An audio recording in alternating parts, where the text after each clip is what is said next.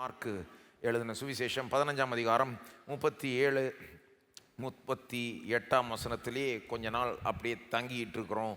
என்ன அப்படி ஆயிடுச்சு, என்ன வேற என்ன சொல்கிறது. நான் இயேசுடைய சிலுவை மரணத்தை, அதனுடைய எஃபெக்ட், பலனை சொல்லுகிற ஒரு பகுதியாய் இது இருக்கிறபடினால நாம் கொஞ்ச நாள் இதிலேயே கொஞ்சம் தியானமாக இருக்கிறோம். மார்க்கு 15:37 வந்து இயேசுடைய சிலுவை மரணத்தை நமக்கு எடுத்து சொல்லுது. அதாவது மரிச்சார் என்பதை சொல்லுது. இயேசு மகா சத்தமாய் கூப்பிட்டு ஜீவனை விட்டார். அப்புறம் அடுத்த வசனம் உடனே என்ன சொல்லுது? 38ஆம் வசனம், அப்பொழுது தேவாலயத்தின் திரைச்சீலை மேல் தொடங்கி கீழ் வரைக்கும் இரண்டாக கிழிந்தது. அவர் மரித்த உடனே ஒரு பெரிய எஃபெக்ட் உண்டாகுது. ஆலயத்துக்குள்ளாக இருக்கிற திரைச்சீலை, 60 அடி ஹைட்டுக்கு இருக்கிற திரைச்சீலை மேல் தொடங்கி கீழ் வரைக்கும் கிழியுது. ஒரே ஒரு வழியில் தான் கிழிஞ்சிருக்க முடியும். தேவனை கிழிச்சார். அதை ஏன் கிழிச்சார்னா, கிழிக்கிறதன் மூலமாய் ஒரு காரியத்தை நமக்கு எல்லாருக்கும் அறிவிக்கிறார். இனி கடவுளுக்கும் மனுஷனுக்கும் எந்த தடையும் இல்லை. இயேசு சிலுவையில் மரித்ததுனால, உயிரை கொடுத்ததுனால, ரத்தம் சிந்தினதுனால இனி கடவுளுக்கும் மனுஷனுக்கும் எந்த தடையும் இல்லை. யார் ஒன்றா தேவனிடத்தில் தைரியமாய் இயேசுவின் மூலமாய் வரலாம் என்பது மட்டுமல்ல, கடவுளோடையே உறவாடலாம், தங்கி இருக்கலாம். இன்றைக்கு அதுதான் எம்பசிஸ். தங்கி இருக்கலாம், உறவாடலாம், கூடவே இருக்கலாம். தைரியமாக வரலான்றது தான் நம்ம இவ்வளோ நாளாக கொஞ்சம் ஃபோக்கஸ் பண்ணிட்டு இருந்தோம். கடந்த சில வாரமா யார் வேணா தேவனிடத்தில் வரலாம், யார் வேணா நெருங்கலாம், இயேசுவின் மூலமாக வந்தால் போதும். ஆனால் இன்றைக்கு நம்முடைய வலியுறுத்துதல் என்னவா இருக்குதுன்னா, வரலாம் என்பதனால மட்டும் இந்த கேட்டனை கிழிக்கல. அவர் வெறும் வரலான்னா என்ன பண்ணியிருப்பாரு? கொஞ்சம் திறந்து விட்டுருப்பாரு. கிழிச்சார்னா இது அவ்வளோதான், முடிஞ்சதுன்னு அறிவிக்கிறார். வரலாம் என்பது மட்டும் இல்லை, தடை போயிடுச்சு. இனி கடவுளும் மனுஷனும் ஒன்று சேரலாம், உறவாடலாம், ஒன்றாய் இருக்கலாம்.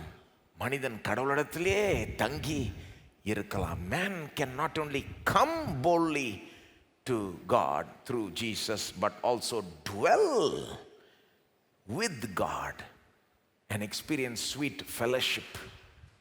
அந்த இனிமையான அந்த ஐக்கியத்தை கடவுளோடு நாம் அனுபவிக்கலாம். நிரந்தரமான ஒரு தீர்வை தேவன் ஏற்படுத்தி விட்டார். இந்த பாவத்தை நிரந்தரமாக அகற்றி விட்டார். பெர்மனண்டாக எடுக்கிற அளவுக்கு ஒரு தீர்வு உண்டாகிறதுனால தான் கேட்டனை கிழிக்கிறார்.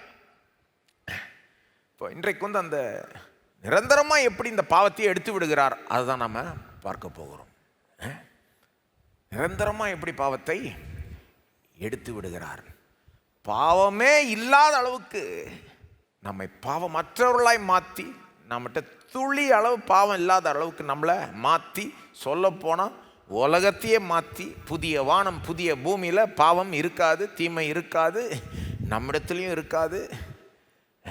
ஒரு துளி அளவு கூட நாம் பாவம் செய்ய மாட்டோன்றது மட்டும் இல்லை, செய்கிறதுக்கு விருப்பமும் இருக்காது.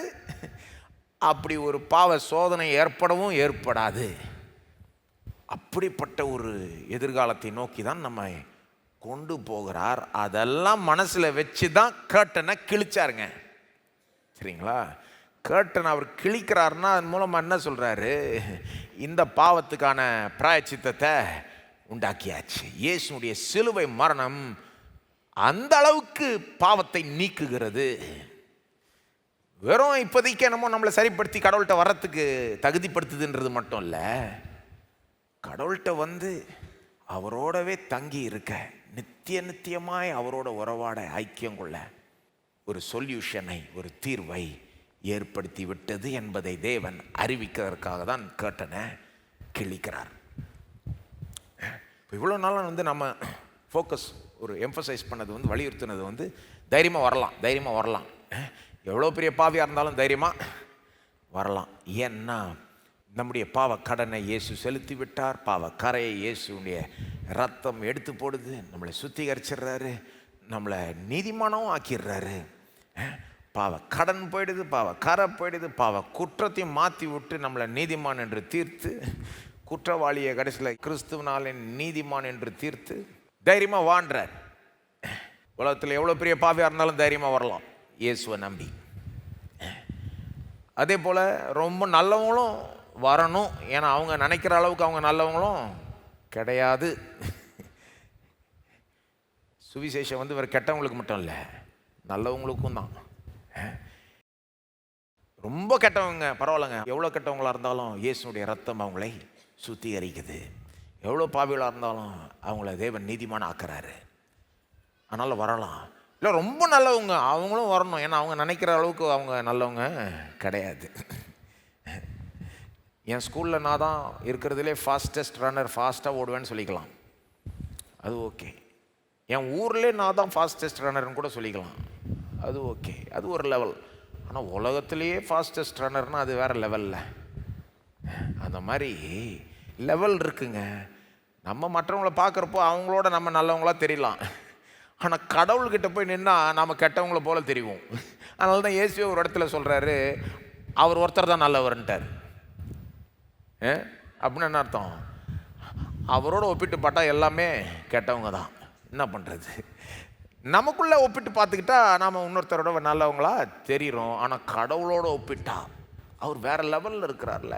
ஸ்கூலில் ஃபாஸ்டஸ்ட் ரன்னரையும் வேர்ல்டு ஃபாஸ்டஸ்ட் ரன்னரையும் கம்பேர் பண்ணால் கம்பேரிசனே இருக்காது. அந்த மாதிரி பாருங்க. அப்போ எவ்வளோ பெரிய பாவியாக இருந்தாலும் எவ்வளோ நல்லவங்களாக இருந்தாலும் இயேசுவின் மூலமாய் வரலாம், இருக்கிற வண்ணமாகவே வரலாம். சுவிசேஷத்தினுடைய மேன்மை இது பாருங்க, வேற எங்கேயுமே இப்படி சொல்ல மாட்டாங்க. இருக்கிற வண்ணமாகவே வரலாம், நீங்கள் எதையுமே மாற்றிட்டு வர தேவையில்ல, அந்த அழுக்கோடே வரலாம். அப்படியே வாங்க, தேவன் உங்களை இயேசுவை நம்பினீங்கன்னா ஏற்றுக்கிறாரு. இருக்கிற வண்ணமாகவே விட மாட்டார். அதுதான் போன தடவை பார்த்தோம். இருக்கிற வண்ணமாகவே வரலாம், ஆனால் உங்களை இருக்கிற வண்ணமாக இருக்க விட மாட்டார். தொடர்ந்து உங்களை மாற்றி கொண்டே வருவார். இயேசு கொண்டே வந்துட்டீங்கன்னா, அவரை விசுவாசிட்டிங்கன்னா, கொஞ்சம் கொஞ்சமாக அவரை போல நம்மளை மாற்றி கொண்டே வருவார். பரிசுத்தத்தில் வளர செய்வார். ஆனால் வெறும் பரிசுத்தத்தில் வளர செஞ்சால் கூட பத்தாது. ஏன்னா எவ்வளோ வளர்ந்தாலும் இந்த வாழ்க்கையில் ஒரு பூரண நிலைக்கு நாம் வருவது இல்லை. கரெக்ட் தானே? பூரண நிலைக்கு வருவது இல்லை. நீங்கள் வந்து ஒரு இளம் வயசில் ரட்சிக்கப்பட்ட ஒரு விசுவாசி எடுத்துக்கிட்டீங்கன்னா கூட, அவங்க வாழ்நாளெல்லாம் வந்து பரிசுத்தத்தில் நல்லா வளர்ந்தா கூட, இது நடக்கிறதே கஷ்டம் முதல்ல, சரிங்களா? ஃபஸ்ட்டு இளம் வயசில் ரட்சிக்கப்படணும். அப்புறம் தொடக்கத்துலேருந்தே உங்களுக்கு கொஞ்சம் நல்ல கைடன்ஸ் வேணும், இருக்கணும். நல்ல போதனை, நல்ல ஒரு சபை, நல்ல ஒரு சூழல், கூட நல்ல ஆட்கள் நம்மளை கைட் பண்ணுறதுக்கு, மென்டோர் பண்ணுறதுக்கு, இதெல்லாம் இருந்தால் கூட நான் சொல்கிறேன், சின்ன வயசில் விசுவாசியாகி நல்ல ஒரு சூழல் இருந்தால் கூட, கொஞ்சம் கொஞ்சமாக பரிசுத்தத்தில் வளர்ந்துக்கிட்டே வந்தால் கூட, நல்ல வயசான காலம் வரைக்கும் வாழ்ந்தால் கூட, 100 120 வயசு வரைக்கும் வாழ்ந்தால் கூட, பூரண நிலையை இந்த வாழ்க்கையில் யாரும் அடைவது இல்லை. யாரும் அடைவது கிடையாது. நீங்கள் போய் பேசி பாருங்கள், வேண்டாம், சில வயசான வயதுள்ள கிறிஸ்தவர்கள் விசுவாசிகள்கிட்ட பேசி பாருங்கள், நல்லா முதிர்ச்சி அடைந்த கிறிஸ்தவர்கள்ட்ட போய் பேசி பாருங்கள், பூரண நிலை அடைஞ்சிட்டிங்களா அப்படின்னு கேட்டால் அவங்க என்ன சொல்லுவாங்கன்னா, முன்ன இருந்த மாதிரி இல்லை, எவ்வளோ வளர்ந்துட்டேன், ஆனால் இப்போவும் எனக்கு அந்த சில இம்பர்ஃபெக்ஷன்ஸ் இருக்குது, எனக்கு தெரியுது.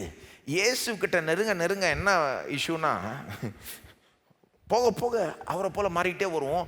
ஆனால் போக போக நம்முடைய பிள்ளைகளும் தெரியும், அவர்கிட்ட போக போக அவரை போல் மாறிட்டும் வருவோம். ஆனால் அதே நேரத்தில் அவரை போல் நாம் இல்லைன்னு நமக்கு இன்னும் தெளிவாய் தெரிய வரும். நான் சொல்கிறது புரியுது? என்ன சொல்ல வரேன்னா, இருக்கிறவனமாகவே வரலான்னு ஆக்கிட்டார் தேவன்.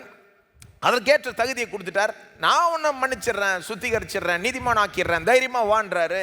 வந்துட்டா கொஞ்சம் கொஞ்சமாக அவரை மாதிரி மாற்றிக்கிட்டே வர்றார், பரிசுத்தத்தில் வளர வைக்கிறாரு. ஆனால் எவ்வளோ வளர்ந்தாலும் இந்த வாழ்க்கையில் பூரணத்தை அடைவதே இல்லை. அப்போ இந்த நிலையில் தேவன் நம்மளை விட்டால் பத்தாது. நம்மோட அவர் நித்தியமாய் உறவாடணும்னா, நம்மோட அவர் இருக்கணும்னா, நாம் அவரோட தங்கி இருக்கணும்னா, இதையும் தாண்டி நம்மளை அவர் பூரணப்படுத்த வேண்டும். அவர் நிச்சயமாக பூரணப்படுத்துவார் என்று வேதம் போதிக்குது. நிச்சயமாக பூரணப்படுத்துவார் என்ற ஒரு உறுதியை தரத்துக்கு தான் அந்த கர்ட்டனை கிழிச்சார். பாவத்தை முற்றிலுமே அகற்றிடுவேன் என்று தெரிவிக்கிறார். பாவ கடனை மட்டும் எடுத்துருவேன் இல்லை, பாவ கரையை எடுத்துருவேன் மட்டும் இல்லை, பாவ குற்றத்தை மாற்றி உன்னை நீதிமான் ஆக்கிடுவேன்றது மட்டும் இல்லை, பாவத்தின் மீது உனக்கு அதிக வல்லமையை கொடுப்பேன்றது மட்டும் இல்லை, பாவத்தையே ஒழிச்சு கட்டிடுவேன். The final hindrance is the presence of sin in us and in the world. நமக்குள்ளாகவும் இந்த உலகத்துக்குள்ளாகவும் பாவம் இருக்குதே, அந்த பாவத்தையே ஒழிச்சு கட்டிடுவார். அதை ஒழிச்சு கட்டுறதுக்கான அடிப்படையே சிலுவை. சிலுவையில் இயேசு மரிச்சோன்னே ஏன் கேட்டனை கழிச்சாரு? இதை வச்சு ஒரு நாள் பாவத்தையே ஒழிச்சிடலான்றதுனால தான் கழிச்சார். வெறும் பாவியை நீதிமானாக்கி அவர்கிட்ட வர்றதுக்கு மட்டும் இல்லை, வெறும் பரிசுத்தத்தில் வளர்றதுக்கான பவர் மட்டும் இல்லை, சிலுவையில் மரிச்சிட்டாரா இயேசு, இப்போ அதை வச்சு ஒரு நாள் பாவத்தையே ஒட்டுமொத்தமாக ஒழிச்சிடலான் அந்த ஒரு காரியத்தை தான் இன்றைக்கு நாம் பார்க்க போகிறோம்.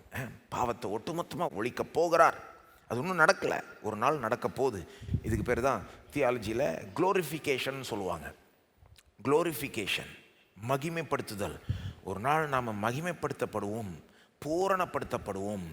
நாம் மட்டும் இல்லை, இந்த பூமியே புதிய வானம் புதிய பூமி உண்டாகும். இந்த உலகத்துலேயும் பாவம் இருக்காது, நம்ம இடத்துலையும் பாவம் இருக்காது. அப்படி பூரணர்களாய் தேவன் நம்மளை மாற்றி விட்டுருவார். நாம் அவரோட நித்தியமாய் உறவாடுவோம். இதுதான் இந்த சத்தியம் சொல்லுது. இதுதான் இன்றைக்கு பார்க்க போகிறோம் பாருங்கள். ஏன் இதை இன்றைக்கி பார்க்குறோன்னா, சிலுவை தாங்க இதுக்கு அடிப்படை. சிலுவை தான் இதுக்கு அடிப்படை. இதை ஒரு 3 ஸ்டேட்மெண்ட் சொல்லி நான் இதை பார்க்கலாம். தியானிக்கிறதுக்கு ஒரு 3 ஸ்டேஜாக தியானிப்போம். நம்பர் 1, மனுஷன் கடவுளோட நித்தியமாக இருக்கணும்னா பாவம் கம்ப்ளீட்டாக ஒழிக்கப்பட வேண்டும். மனுஷன் கடவுளோட நித்தியமாய் பர்மனெண்ட்டாக நிரந்தரமாக தங்கணும்னா, உறவாடணும்னா, ஐக்கியம் கொள்ளணும்னா, மனுஷன்ட்டையும் சரி மனுஷனுடைய உலகத்துலேயும் சரி பாவம் இருக்கவே முடியாது. கம்ப்ளீட்டாக அதை எடுக்கப்படணும். 2வது, தேவன் நிச்சயமாக அதை செய்வார் என்று வேதம் போதிக்குது. ஒரு நாள் பாவமே இல்லாத அளவுக்கு நம்மளை மாற்றிடுவார். துள்ளி அளவு பாவம் கூட இல்லாத அளவுக்கு நம்மளையும் மாற்றிடுவார், இந்த உலகத்தையும் மாற்றிடுவார். 3வது, இதற்கெல்லாம் அடிப்படை சிலுவை. இதற்கெல்லாம் அடிப்படை சிலுவை. சிம்பிளான ஒரு லாஜிக்கல் 3 ஸ்டேஜஸில் இதை யோசிக்கலாம். மனுஷன் கடவுளோட நிரந்தரமாக இருக்கணும்னா பாவத்தை கம்ப்ளீட்டாக ஒழிச்சு கட்டி ஆகணும். தேவன் நிச்சயமாக இதை செய்வார். இதற்கெல்லாம் அடிப்படை சிலுவை. 1வது, மனுஷன் கடவுளோட நிரந்தரமாக இருக்கணும்னா, மனுஷன் கடவுளோட நிரந்தரமாக உறவாடணும்னா, ஐக்கியம் கொள்ளணும்னா பாவத்தை கம்ப்ளீட்டாக ஒழிச்சு கட்டியே ஆகணும். பாருங்க, கடவுளுடைய அஜெண்டா என்னன்னா, அவர் நம்மோட உறவாட விரும்புகிறார், நம்மோட உறவு கொள்ள விரும்புகிறார். கடவுள் என்ன விரும்புகிறார்? இப்போ நாம் என்ன விரும்புகிறோன்றது வேற. நாம் சில நேரம் வேற என்னத்தையும் விரும்பின்னு இருக்கோம். ஆனால் கடவுள் என்ன விரும்புகிறாருன்னு சொல்கிறேன். தேவன் ஏன் வானத்திலிருந்து பூமி வரைக்கும் இறங்கி நமக்காக வாழ்ந்து பாடுபட்டு மரித்து ரத்தம் சிந்தி உயிரே கொடுத்தார்னா, நம்மோடு அவர் உறவாட விரும்புகிறார், உறவு கொள்ள விரும்புகிறார், நம்மோட ஒரு உறவை விரும்புகிறாருங்க. அவர் தகப்பன், நம்ம பிள்ளைன்ற அந்த உறவுல நாம் இருக்கணும், அவரோட ஐக்கியமாக இருக்கணும், அவரோட க்ளோஸாக இருக்கணும், அவரோட ஒன்றாய் நாம் சேர்ந்து இருக்கணுன்றதை கடவுள் விரும்புகிறார். மனிதன் சில நேரம் அதை விரும்புறது இல்லை. இன்னும் கேட்டால் மனுஷன் எப்படி இருக்கிறான்னா, கடவுளோட உறவு தேவையில்லை, கடவுள் கொடுக்குற பொருட்கள் மட்டும் இருந்தால் போதுன்னு இருக்கிறான். மனுஷனுடைய ஆட்டிடியூட் பொதுவாக எப்படி இருக்குன்னா, கடவுள் கொடுக்குற அந்த நல்ல நல்ல பொருள்கள், நல்ல நல்ல அந்த ஆசீர்வாதங்கள் கிடைச்சா போதும், கடவுள் ஒரு தூரமாகவே வச்சுக்கலான்ற மாதிரி தான் மனுஷன் பார்க்குறான். வேண்டிய நேரத்தில் போய்க்கலாம், ஏதோ அவர் கொஞ்சம் உதவி செஞ்சால் ஒத்தாசை செஞ்சால் பெற்றுக்கொள்ளலாம், நம்ம வாழ்க்கையில் முன்னேறிட்டு போல கடவுளை யூஸ் பண்ணிக்க பார்க்குறானே ஒழிய கடவுளோட உறவு கொள்ளணும்னு முக்கால்வாசி மனிதர்கள் நாடுவது கிடையாது. கடவுள்கிட்ட ஏதாவது கிடைச்சா போதும்னு இருக்காங்க. கடவுள் அவ்வளோ முக்கியம் இல்லை, அவரோட உறவாடுறது அதெல்லாம் அந்த லெவலில் அவங்க திங்க் பண்ணுறது இல்லை பாருங்க. ஆனால் கடவுள் மனிதனை எப்படி பார்க்குறாரு? ஒரு உறவை விரும்புகிறார். ஏன் மனுஷனை படைச்சார்? கடவுள் தம்முடைய சாயல் தம்முடைய ரூபத்தில் ஏன் படைச்சார்? ஏன்னா அப்போதான் கடவுளோட அவன் உறவாட முடியும். நமக்கும் மற்ற எல்லா மிருகங்களுக்கும் மற்ற எல்லா சிருஷ்டிப்புக்கும் வித்தியாசம் என்ன? அது எல்லாமே கடவுளுடைய சாயலின் ரூபத்திலும் படைக்கப்படவில்லை. மனிதர்கள்ன்ற இந்த ஒரு கைண்ட் மட்டும்தான் கடவுளுடைய சாயலின் ரூபத்திலையும் படைக்கப்பட்டிருக்கும். கடவுள் நம்மோட உறவாட விரும்புகிறார், நம்மோட ஒரு இனிமையான ஒரு ஐக்கியத்தை வைத்துக்கொள்ள விரும்புகிறார். அந்த ஒரு உறவில், அந்த ஒரு ஐக்கியத்தில் நம்மளை ஆசீர்வதிக்கிறார். அந்த ஆசீர்வாதம், அந்த பொருள்கள்லாம் கூட வருது, உறவுக்குள்ள வருது. ஆனால் மனுஷன் பிரச்சனை என்னன்னா, அந்த உறவை பெருசாக எடுக்காமல் கொடுக்குற அந்த பொருள்களை மட்டும் பெருசாக எடுத்து அது இந்த பிள்ளை புத்தி. சின்ன பிள்ளைகளுடைய புத்தி பார்த்தீங்கன்னா, பெற்றோர் கொடுக்குற அந்த பொருள் மேலே தான் மனசு இருக்கும் பிள்ளைக்கு, இல்லையா?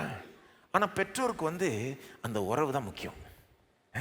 பெற்றோருடைய புத்திக்கும் சின்ன பிள்ளை புத்திக்கும் எவ்வளோ பெரிய வித்தியாசம் இருக்குது. ஒரு சின்ன பிள்ளை கடைக்கு கொண்டு போய் தகப்பனோ தாயோ ஏதோ டாய்ஸ் வாங்கி கொடுக்குறாங்க, அல்லது ஒரு ஏதாவது கிஃப்ட் வாங்கி கொடுக்குறாங்க, ஒரு சாக்லேட் ஐஸ்கிரீம் வாங்கி கொடுக்குறாங்கன்னா அந்த பிள்ளைக்கு அதுதான் உலகம் மாதிரிப்பா. சாக்லேட் இவ்வளோ கொடுத்துட்டாங்கப்பா, இவ்வளோ கிஃப்ட் கொடுத்துட்டாங்க. அந்த பிள்ளைக்கு உலகமே அந்த பொருட்கள், அதுதான் பெருசாக தெரியுது, கண்ணில் ஸ்டாராக தெரியுது. அப்போ அந்த பிள்ளைக்கு அந்த பொருள் தான் பெருசு. ஆனால் பெற்றோருக்கு அந்த பொருள் நத்திங். அவங்க எப்படி திங்க் பண்ணுறாங்க, என் மகன் என் மகள், என் மகனுக்கு என் மகளுக்கு இதெல்லாம் வாங்கி கொடுப்பேன், இதையும் தாண்டி செய்வேன், அப்படி படிப்புக்கு சேர்த்து வைப்பேன், லட்சக்கணக்காக செலவழிக்க ரெடி, எனக்கு இருக்கிறது எல்லாத்தையும் கொடுக்க ரெடி. ஏன்னா இது என் பிள்ளை, என் மகன், என் மகள் அப்படின்னு சிந்திக்கிறாங்க. என் மகனுக்காக என் மகளுக்காக நான் எதையும் செய்யணும் அப்படி யோசிக்கிறான். அந்த மகன் மகள் எப்படி யோசிக்குது? சின்ன பிள்ளை இதை கொடுப்பாராப்பா, அதை கொடுப்பாரா, இது கொடுத்துட்டாரு, அது கொடுத்துட்டாரு. இந்த பொருட்கள்லையே மைண்ட் இருக்குது பாருங்க. இது ஏன் சொல்கிறேன்னா, மனிதர்களுக்கு நிறைய நேரம் இந்த சின்ன பிள்ளை புத்தி தான் இருக்குது. அவங்க மனதெல்லாம் எங்கே இருக்குது? அந்த திங்ஸ் மேலே, அந்த காரியங்கள், அந்த ஆசீர்வாதங்கள் மேலே. கடவுளே இதை தாரோம், ஆண்டவரே அதை தாரோம், எனக்கு இது வேணும், எனக்கு அது வேணும், இது கிடைச்சா போதும், அது கிடைச்சா போதும், இது இல்லை இது இருக்குது, இப்படியே தான் இருக்குது. இல்லைன்னா மனசோர்வாயிடுது, இருந்தால் சந்தோஷமாயிடுது. அப்போ பொருளை சார்ந்து தான் எல்லாமே இருக்குது. வாழ்க்கையில் இருக்க வேண்டியதெல்லாம் இருந்ததுன்னா சந்தோஷம், இல்லைன்னா அவ்வளோதான் டவுன்னு. அப்போது நிறைய பேர், முக்கால்வாசி பேர் இப்படி தான் இருக்கிறார்கள். அந்த சின்ன பிள்ளை புத்தி. அவங்க பார்த்தீங்கன்னா கடவுள்கிட்ட போகிற நோக்கமே அவர்கிட்ட எதாவது கிடைக்குமான்னு, அவ்வளோதான். கடவுள்கிட்ட காரியங்களை, பொருட்களை, ஆசீர்வாதங்களை பெற விரும்புகிறார்கள். ஆனால் கடவுளையே விரும்பலை. அதுதான் பாவத்தினுடைய சாராம்சம். நம்முடைய முப்பாட்டன் பண்ண தப்பு அதுதான். ஆதாம் அவன் என்ன பண்ணுறான், அந்த பழத்தை எடுத்து சாப்பிட்றது மூலமாக என்ன சொல்கிறான், நீர் கொடுக்கறதெல்லாம் எனக்கு கொடுத்தா போதும், நீர் வேணாம் எனக்குன்றான். உம்மோட உறவுலாம் எனக்கு வேண்டாம், கொடுக்குற பொருட்கள் மட்டும் நான் எடுத்துக்கிறேன், உம்முடைய மரமாக எடுத்துக்கிறேன், உம்முடைய பழமாக எடுத்துக்கிறேன், உம்முடைய பூமியாக என்ஜாய் பண்ணிக்கிறேன், நீர் கொடுத்துருக்கிற ஜீவனா அதான். இப்போ மனுஷனுக்கு பாருங்கள் புத்தி எப்படி வேலை செய்யுது. அவர் கொடுத்ததெல்லாம் என்ஜாய் பண்ணிக்கணும், ஆனால் அவர் வேணாம். அதனால தான் உலகம் இப்படி இருக்குது. அதனால தான் உலகம் இப்படி இருக்குது. கடவுள் கொடுக்கறது எல்லாத்தையும் நான் என்ஜாய் பண்ணிப்பேன், என் ஜீவனை, என் சுவாசத்தை, என் தாளந்து, திறமை எல்லாத்தையும் என்ஜாய் பண்ணிப்பேன். ஸ்கூலில் லைஃப் என்ஜாய் பண்ணிப்பேன், காலேஜில் லைஃப் என்ஜாய் பண்ணிப்பேன், திருமண லைஃப் என்ஜாய் பண்ணிப்பேன், குடும்ப வாழ்க்கையை என்ஜாய் பண்ணிப்பேன், வேலையை என்ஜாய் பண்ணிப்பேன், ரிட்டையர்மெண்ட் என்ஜாய் பண்ணிப்பேன், எல்லாத்தையும் என்ஜாய், அவர் தான் எல்லாத்தையும் கூட என்ஜாய் பண்ணிப்பேன். ஆனால் அவர் வேணான்னு சொல்கிறதுனால தான் உலகமே இப்படி இருக்குது, கெட்டு போயிருக்கு. இயேசு ஒரு கதை சொல்கிறார்ல, அது கெட்ட குமாரன் கதைன்னு சொல்லுவாங்க. ஆனால் ஆக்சுவலாக அது 2 குமாரனை பற்றிய கதை. அதை விட அந்த குமாரர்களுடைய தகப்பனை பற்றிய ஒரு கதை. அந்த கதையில் பார்த்தீங்கன்னா, அந்த குமாரன் இளையவன் போய் தகப்பன்கிட்ட சொல்கிறான், எனக்கு வரப்போகிற சொத்தை இப்போவே கொடுத்துருவேன்னு. என்ன திமிரான ஒரு ரிக்வெஸ்ட் அது. எனக்கு வரப்போகிற சொத்தை இப்போவே கொடுத்துருன்னா யாராவது மாதிரி கேட்பாங்களா? அப்படின்னா என்ன அர்த்தம்? சொத்து வரப்போகுது, ஒரு நாள் கிடைக்க போகுது. எப்போ கிடைக்கும்? தகப்பன் மரித்த பிறகு கிடைக்கும். இவன் போயிட்டு வரப்போகிற சொத்து இப்போவே கொடுன்னா என்ன சொல்ல வரான்? நீர் எனக்கு முக்கியம் இல்லை, உன் சொத்து தான் முக்கியம், நீர் எதுக்கு வாழ்றீர், செத்தாலே நல்லா இருக்கும்ன்ற மாதிரி வரான் அவன். எனக்கு நீர் சாகிற வரைக்கும்லாம் வெயிட் பண்ண முடியாது, இப்போவே சொத்தை கொடுத்துறோன்றான். ரொம்ப மோசமான ஒரு ரிக்வெஸ்ட்டு. தகப்பன்ட்டு போய் அதை கேட்குறான். அவரும் சொத்தை பிரித்து கொடுத்துட்றார். நீர் அப்பா வேணா, எனக்கு சொத்து தான் வேணும், அப்பா கொடுக்குற சொத்து தான் வேணும்னு சொத்தை வாங்கிட்டு போய் எல்லாத்தையும் வீணாக்கி வாழ்க்கை குட்டிச்சோராக போய் உலகத்துக்கு என்ன நடந்ததுன்றது அப்படியே விவரிக்கிறார் இயேசு. வாழ்க்கை குட்டிச்சோரா போய் கடைசியில் பண்ணி மேய்க்கிற வேலை தான் அவனுக்கு கிடைக்குது. அந்த இடத்துல போய் பண்ணி சாப்பாடை பார்த்து அது ஆசையாயிடுது இவனுக்கு.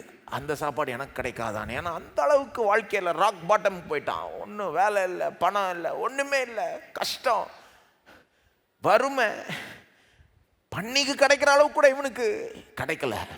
அந்த நேரத்தில் தான் அவனுக்கு புத்தி தெளியுது, ஆஹா தப்பு பண்ணிட்டோமே.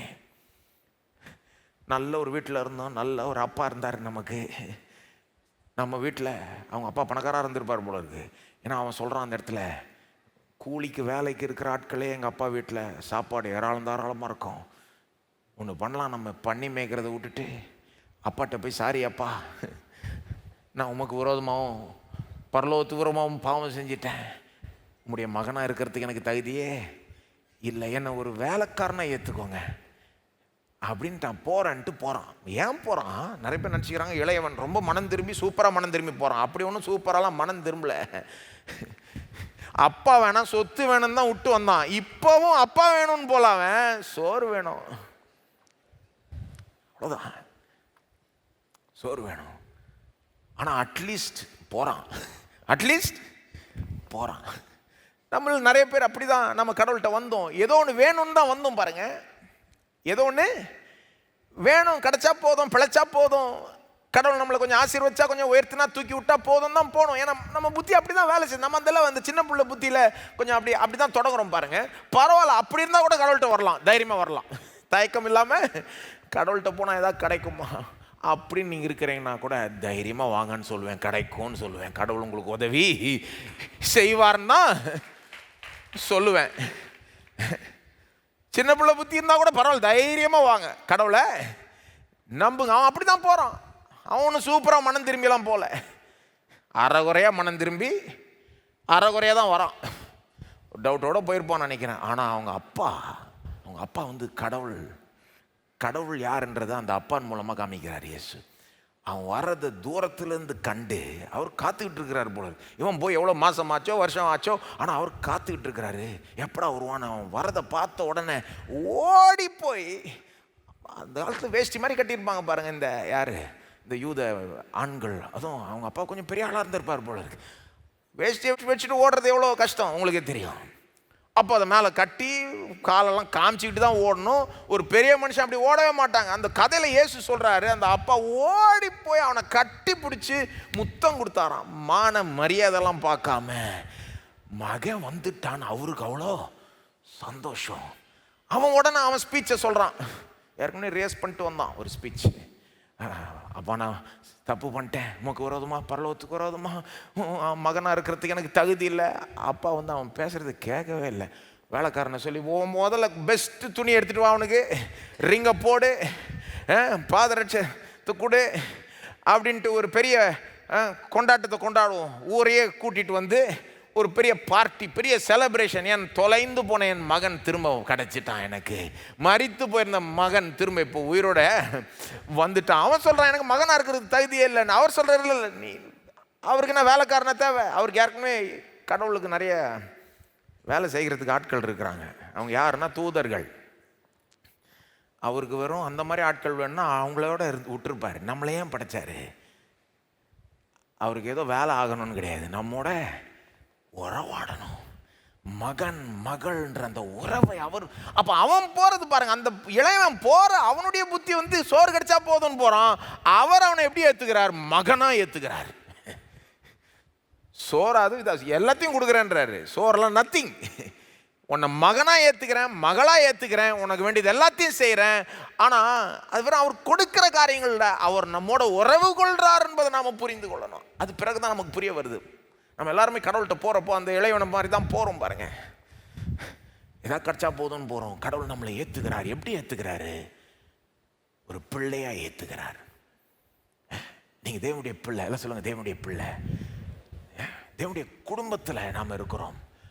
அப்போது நாம் அவரோட உறவை கொள்ள விரும்புகிறோமோ இல்லையோ, அவர் உறவு கொள்ள விரும்புகிறார். ஒரு முதிர்ச்சி அடைகிற விசுவாசி அவனும் கொஞ்சம் சின்ன பிள்ளை புத்தியை விட்டுட்டு கொஞ்சம் உறவுன்ற மாதிரி திங்க் பண்ண தொடங்கிடுவான். முதிர்ச்சி அடையாத விசுவாசிகள் ஏதாவது கிடச்சா போதும்னு இப்படியே இருப்பாங்க. முதிர்ச்சி அடையாத விசுவாசிகள் ஜெபிக்கிறப்பெல்லாம் அவங்களுக்கு விண்ணப்பம் தான் வரும், ஆண்டவரே இது வேணும், அது வேணும், இது வேணும், அது வேணும். ஆனால் கொஞ்சம் முதிர்ச்சி அடைய விசுவாசிகள் வந்து தங்களுக்கும் கடவுளுக்கும் இருக்கிற அந்த உறவை பெருசுப்படுத்த தொடங்கிடுவாங்க. அதை மென்மையாய் கருத விரும்புவாங்க. எல்லாம் நல்லா போயிட்டு இருக்கிறப்ப மட்டும் சந்தோஷம் இல்லை, சில நேரம் தாறுமாற காரியங்கள் நடந்தாலும் அவங்களுக்கு சந்தோஷம் இருக்குது. ஏன்னா அவங்க கடவுளோட ஒரு உறவில் இருக்கிறாங்கன்றது அவங்களுக்கு ரொம்ப பெருசாக தெரியுது. உங்களுக்கு என்ன மாதிரி மைண்ட் செட் இருக்குது? உறவு மைண்ட் செட் இருக்குதா? அல்லது பொருள் மைண்ட் செட் இருக்குதா? உறவை முக்கியப்படுத்தினீர்களானால், கடவுளோடு உங்களுக்கு இருக்கிற உறவை முக்கியப்படுத்தினீங்கன்னா பொருட்கள் ஏராளம் தாராளமாக வந்துடும். அதுதான் இதில் வேடிக்கை. உலகமே பொருளை முக்கியப்படுத்துது, ஆனால் பொருள் கிடைக்காது அவங்களுக்கு. எப்போவுமே இல்லாமல் இருக்கும், வறுமை இருக்கும். உறவை முக்கியப்படுத்துறீங்க, கடவுளோடு எனக்கு இருக்கிற அந்த உறவை நான் பண்படுத்துவேன், ஆனால் அதுக்கு முக்கியத்துவத்தை கொடுப்பேன், ஆனால் எனக்கு வர வேண்டியதெல்லாம் வந்துடும். திருமண உறவு மாதிரி, திருமணத்தில் கணவன்ட்டு என்ன கிடைக்கும்னு பார்த்துட்டு இருந்தால் கிடைக்கிறது கம்மியாக தான் இருக்கும். கரெக்டு தானே? மனைவிட்டிருந்து என்ன கிடைக்கும்னு பார்த்தா கிடைக்கிறது கம்மியாக இருக்கும். அதுக்கு பதில் அந்த உறவை பண்படுத்தினா, கணவனோட மனைவியோட இன்னும் ஐக்கியத்தில் இம்ப்ரூவ் ஆனால், இந்த இன்னும் க்ளோஸ் ஆனால் நிறையவே கிடைக்கும். அப்படி தாங்க, உறவை முக்கியப்படுத்தினா மற்றதெல்லாம் கூட கொடுக்கப்படும். அதனால தான் இயேசு சொல்கிறாரு, உலகத்தார மாதிரி நீங்கள் கவலைப்பட்டுக்கிட்டு இருக்காதீங்க, உங்கள் பரமபிதாவுக்கு தெரியும் உங்களுக்கு என்ன தேவைன்னு தெரியும். நீங்கள் என்ன பண்ணுங்க, தேவனுடைய ராஜ்யத்தையும் அவருடைய நீதியையும் முதலாவது தேடுங்கள், அப்பொழுது இவைகள் எல்லாம் கொடுக்கப்படும். சரி, இப்போ இதெல்லாம் எதுக்கு சொன்னா, கடவுள் நம்மோட உறவாட விரும்புகிறார். நாம விரும்புகிறோமா இல்லையான்றது ரெண்டாவது பேச்சு. அவர் விரும்புகிறதுனால அவர் வெறும் நம்மளை அறகுறையாக சரிப்படுத்தினா பத்தாது. வெறும் ஏதோ இப்போ வந்துட்டு போகிறதுக்கு உனக்கு தகுதி கொடுக்குறேன், வேணுன்றப்போ உதவி வேணுன்றப்போ நீ தைரியமாக வந்து கிருபாசன தண்டை வந்து கொஞ்சம் இறக்கத்தையும் கிருபையும் பெற்றுக்கிட்டு போ, இதுதான் அவருடைய அஜெண்டான்னு கிடையாது. அவரோடவே நம்ம இருக்கணும், தங்கி இருக்கணும், ஐக்கியம் கொள்ளணும், உறவாடணும். தகப்பன் பிள்ளை போல ஒரு வீட்டில் இருந்து அவங்க பேசி மகிழ்ந்து நேரம் செலவழிக்கிற இதான் இப்படி விரும்புகிறாருங்க கடவுள். உங்களுக்கு தெரியுமா, நாம் அவரோட எப்படா உறவாடுவோன்னு அவர் காத்துக்கிட்டு இருக்கிறார். அவர் விரும்புகிறார். அப்படி அவர் விரும்புறதுனால அவர் நம்மளை தம்மை போல ஆக்கி ஆகணும். தம்மை போலன்னா பாவமற்றவர்களாய் ஆக்கி ஆகணும். இல்லைன்னா என்ன ஆகும், பரிசுத்த கடவுள் எப்படி நம்மளை போல ஆட்களோட உறவாடுறது, நித்தியமாய் நிரந்தரமாய் எப்படி நம்மளை போல ஆட்களை போட உறவாடுறது? வெறும் மன்னிச்சிட்டா பத்தாது, சுத்திகரிச்சிட்டா பத்தாது, நம்மளை நீதிமான் ஆக்கிட்டா கூட நிரந்தரமாக பத்தாதுங்க. வெறும் பேருக்கு நீதிமான் சொன்னால் பத்தாது, வேறு நீதியின் வஸ்திரத்தை கொடுத்துட்றேன் நீ தைரியமாக வா, பத்தாது. உள்ள நாம உண்மையிலே பரிசுத்தவான்களாய் இருக்கணும், தூய்மையாய் இருக்கணும். அப்போ தான் நிரந்தரமாக கடவுளோட நம்ம இருக்க முடியும், ஐக்கியம் கொள்ள முடியும். சொல்லப்போனால் இந்த பூமியில், இந்த பூமிக்குரிய வாழ்க்கையில் நம்மளால் கடவுளோட மேக்சிமமாக ஐக்கியமாக இருக்க முடியாதது காரணம் என்ன தெரியுமா? நமக்குள்ளாக தொடர்ந்து இருக்கிற இந்த பாவ சுவாபம். இந்த பூமிக்குரிய வாழ்க்கையில் சில நேரம் கடவுளுடைய பிரசன்னத்தை ரொம்ப மகிமையாக அனுபவிக்கிறோம், உண்மைதான். வர்ஷிப்பில் கூட சில நேரம் வந்து இப்போ பாடலாம் பாடுறப்போ சில நேரம் எப்போவுமே சொல்ல, சில நேரம் வந்து அப்படியே கடவுளுடைய மகிமையே இறங்கி வந்த மாதிரி நமக்கு தோணலை. மேகத்தில் அப்படியே மிதங்கிட்டு இருக்கிற மாதிரி சில நேரம் அப்படி ஒரு மகிமை உணர்வு உண்டாகுது இல்லையா? அப்போ சில நேரம் நமக்கு அந்த தேவனுடைய பிரசன்னமும் தேவன் செயல்படுறதெல்லாம் நம்மளை ரொம்ப அப்படியே சூப்பராக ஃபீல் பண்ண வைக்குது. அவருடைய பிரசன்னத்தை ரொம்ப சூப்பராக ஃபீல் பண்ணுறோம். ஆனால் அது பர்மனண்ட்டாக இல்லை. கொஞ்சம் நேரம் கழித்து புஷ்ஷுன்னு காற்று இறக்குற மாதிரி போயிடலையா? போயிடுது. நம்ம இதை சொல்கிறேன், நம்ம எக்ஸ்பீரியன்ஸை சொல்கிறேன். கடவுள் நம்மளோட எப்பவுமே இருக்கிறாருங்க, ஆனாலும் அவருடைய பிரசன்னத்தை நாம் அனுபவிக்கிற அந்த அனுபவம் இருக்குது பாருங்க, அதுக்கு அப்ஸ் அண்ட் டவுன்ஸ் இருக்குது. சில நேரம் மகிமையாக அனுபவிக்கிறோம், ஆனாலும் புஷ்ஷுன்னு இறங்கிடுது. அப்புறம் எப்போவுமே அப்படி இருந்தால் நல்லாயிருக்கும்னு நம்ம யோசிக்கிறோம். ஏன் அப்படி இல்லைன்னா, நாம் இன்னும் பூரணப்படுத்தப்படவில்லை. இயேசு சொல்கிறார் இல்லையா, இருதயத்தில் சுத்தமுள்ளவர்கள் பாக்கியவான்கள், அவர்கள் தேவனை தரிசிப்பார்கள். இருதயத்தில் சுத்தம் உள்ளவர்கள் தான் தேவனை ஃபுல்லாக தரிசிக்க முடியும். நம்ம வந்து இருதயத்தில் பர்ஃபெக்ட் சுத்தம் இல்லாதவர்களாக இருக்கிறதுனால தான் திரும்ப திரும்ப ஜெபம் பண்ண வேண்டியதாக இருக்குது. மனக்கண்களை தர ஆண்டவரே, மனக்கண்களை தரவும் ஆண்டவரே. இன்றைக்கி ஜெபம் பண்ணால் பார்த்தா திரும்ப நாளைக்கும் ஜெபம் பண்ணணும் மனக்கண்களை. ஏன்னா அவருடைய மகிமை உருப்படியாக தெரிய வேண்டிய விதத்தில் தெரிய மாட்டேங்குது. இந்த பூமிக்குரிய வாழ்க்கையில் அவருடைய மகிமையை நம்ம மேக்சிமமாக காணாததுக்கு காரணம், அவரோட மேக்சிமம் ஒரு இனிமையான ஒரு ஐக்கியத்தில் எப்போவுமே இருக்க முடியாததுக்கு காரணம் என்னென்னா, நாம் பூரணப்படுத்தப்படவில்லை. ஆனால் ஒரு நாள் நம்மளை பூரணப்படுத்திடுவார். இருதயத்தில் சுத்தமுள்ளவர்கள் தேவனை தரிசிப்பார்கள். நமக்கு கிடைக்க போகிற மிகப்பெரிய ஒரு பாக்கியம். அப்போது மனுஷன் கடவுளோட அப்படியே தங்கி இருக்கணும், உறவாடணும், ஐக்கியம் கொள்ளணும், நிரந்தரமாக நித்தியமாக கூட இருக்கணும்னா துள்ளி அளவு நம்மகிட்ட பாவம் இருக்க முடியாது. ஏன்னா அவர் பரிசுத்த தேவன். பாவத்தை கம்ப்ளீட்டாக எடுத்துடணும். அவர் நம்மகிட்டருந்தே எடுத்துடணும், நம்ம உலகத்திலிருந்தே எடுத்துடணும். அவர் நிச்சயமாக எடுத்தே தீருவார். அதுதான் ரெண்டாவது.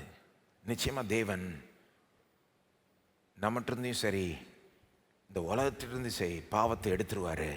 அப்படி விட்டு ஒரு உலகத்தில் நாம் அவரோட ஐக்கியம் கொள்ளுவோம். இதை வருங்காலத்தில் செய்ய போகிறார் தேவன். பாருங்கள், செய்ய போகிறார் என்பதை வேதத்தில் ரொம்ப தெளிவாய் சொல்லிவிட்டார், போதித்து விட்டார், வாக்கு பண்ணி விட்டார். நிச்சயமாக செய்வார். நாம் இதை நம்ப வேண்டும். அவர் கொடுத்த சில வாக்குகளை காமிக்க போகிறேன். இயேசு ஒரு நாள் திரும்ப வருவார். அந்த நாள் அன்றைக்கு நாம் பூரணப்படுத்தப்படுவோம், இந்த உலகமும் பூரணப்படுத்தப்படும் என்று தேவன் வாக்கு கொடுத்திருக்கிறார். அந்த சில வசனங்கள் அதெல்லாம் காமிக்க போகிறேன் நான். எப்போ இது நடக்க போகுது? இயேசு திரும்ப வரும்போது நடக்க போகுது. என்ன நடக்க போகுது? நாம் பூரணப்படுத்தப்படுவோம், இந்த உலகமும் பூரணப்படுத்தப்படும். துளி அளவு நம்மகிட்ட பாவம் இருக்காது. பாவம் செய்யவும் மாட்டோம், பாவத்தை விரும்பவும் மாட்டோம். உலகத்திலிருந்து எடுத்துருவார். பாவ சோதனையும் இருக்காது. பாவமற்றவர்களாய், பாவம் இல்லாத ஒரு உலகத்தில் தேவனோடு நிரந்தரமாய் இருப்போம். தேவன் நம் மத்தியில் வேற லெவலில் இருப்பார். இப்போ கூட தேவனுடைய பிரச்சனை இங்கே இருக்குது. ஆனால் ஒரு நாள் நாம் அனுபவிக்க போகிற தேவனுடைய பிரச்சனை வேற லெவலில் இருக்க போகுது. ஏன்னா நாம் பூரணப்படுத்தப்படுவோம். இது ஒரு நாள் நடக்க போது. நாம் இதை நம்ப வேண்டும். இயேசு வரும்போது திரும்ப நடக்கும். இயேசு திரும்ப வரும்போது நடக்கும். என்ன நடக்கும்? நாம் பூரணப்படுத்தப்படுவோம், உலகம் பூரணப்படுத்தப்படும். நாம் பூரணப்படுத்தப்படுவோம். முதல்ல அதை பார்ப்போம். நாம் பூரணப்படுத்தப்படுவோம் அப்படின்னா ஃபுல்லாக நாம் பூரணப்படுத்தப்படுவோம். ஃபுல்லானா உள்ள வெளியே எல்லாமே முழுமையாய் நாம் பர்ஃபெக்டாக மாற்றிடுவார் நம்மளை. இப்போவே உள்ள கொஞ்சம் மாற்ற ஆரம்பிச்சிட்டாரு. புது சிருஷ்டி ஆக்கி விட்டாரு. நம்ம கேரக்டரை, நம்ம சுவாபத்தெல்லாம் கொஞ்சம் கொஞ்சமாக மாற்றிட்டு பிஹேவியர் அளவுக்கு மாற்றுறாரு. அப்போது இந்த வாழ்நாள் பூரா நம்ம வளர்ந்துக்கிட்டே வருவோம். உள்ள மாற்றம் ஏற்பட்டுக்கிட்டே இருக்கும். ஆனால் எவ்வளோ ஏற்பட்டாலும் பர்ஃபெக்டாக ஆக மாட்டோம் உள்ள. ஆனால் ஒரு நாள் நம்மளை பூரணப்படுத்திடுவார். உள்ள மட்டும் இல்லை, வெளியும் கூட, சரீரத்தையும் கூட. பைபிளுடைய போதனை அதுதான். ஒரு நாள் இயேசு திரும்ப வர்றப்போ சரீரத்தையும் பூர்ணப்படுத்திடுவாராம், உள்ளேயும் நம்மளை பூர்ணப்படுத்திடுவாராம். உள்ளேயும் சரி வெளியும் சரி நாம் பூரணர்கள் அல்ல. இதை காண்பிக்க விரும்புகிறேன். முதலாவது இந்த சரீரத்தை எப்படி பூர்ணப்படுத்துகிறான்றதை காண்பிக்கிறேன் பாருங்கள். பிலிப்பியர் 3:20-21. நம்முடைய குடியிருப்போ பரலோகத்தில் இருக்கிறது. எல்லாம் சொல்லுங்கள், நம்முடைய குடியிருப்போ பரலோகத்தில் இருக்கிறது. அப்படின்னா என்ன அர்த்தம்? நாம் இங்கே இருக்கிறோம், ஆனால் ஆக்சுவலாக நம்முடைய சிட்டிசன்ஷிப் ஆங்கிலத்தில் வருது. நாம் பரலோகத்தின் பிரஜைகள். பூமியில் வசிக்கிறோம். ஒரு விதத்தில் பார்த்தா நாம் இங்கே ஃபாரினர். எப்படி? பூமியிலே ஃபாரினர். நாம் ஆக்சுவலாக அங்கிருந்து வந்தவர்கள், அங்கிருந்து பிறந்தவர்கள், மறுபடியும் பிறந்தவர்கள். ஒரு நாள் அங்கே போகிறோம் அல்லது அது இங்கே வருது. எப்படி ஒன்றா எடுத்துக்கோங்க. ஆக மொத்தத்தில் நம்முடைய குடியிருப்பு, நம்முடைய சிட்டிசன்ஷிப் பரலோகத்தை சேர்ந்து இருக்கிறது. நம்முடைய குடியிருப்போ பரலோகத்தில் இருக்கிறது. அங்கே இருந்து கர்த்தராகிய இயேசு கிறிஸ்து என்னும் இரட்சகர் வர எதிர்பார்த்து கொண்டிருக்கிறோம். சொல்லுங்க, எதிர்பார்த்து கொண்டிருக்கிறோம். உண்மையிலே நம்முடைய குடியிருப்பு பரலோகத்தில் இருக்குமானால் நாம் எதிர்பார்த்து கொண்டு இருப்போம். நீங்கள் எதிர்பார்த்து கொண்டு இருக்கிறீங்களா? அல்லது இந்த பூமிக்குரிய வாழ்க்கை தான் எல்லான்ற மாதிரி வாழ்கிறீங்களா? உலகத்தாருக்கும் கிறிஸ்தவர்களுக்கும் ஒரு பெரிய வித்தியாசம் என்னன்னா, அவங்க எப்படி வாழ்கிறாங்கன்னா இதுதான் எல்லான்ற மாதிரி வாழ்கிறாங்க. இங்கே வாழ போகிற இந்த 100 ஆண்டோ 120 ஆண்டோ நீங்கள் என்ன வேணால் போட்டுக்கோங்க, இதுதான் எல்லான்ற மாதிரி அவங்க வாழ்ந்துக்கிட்டு இருக்கிறாங்க.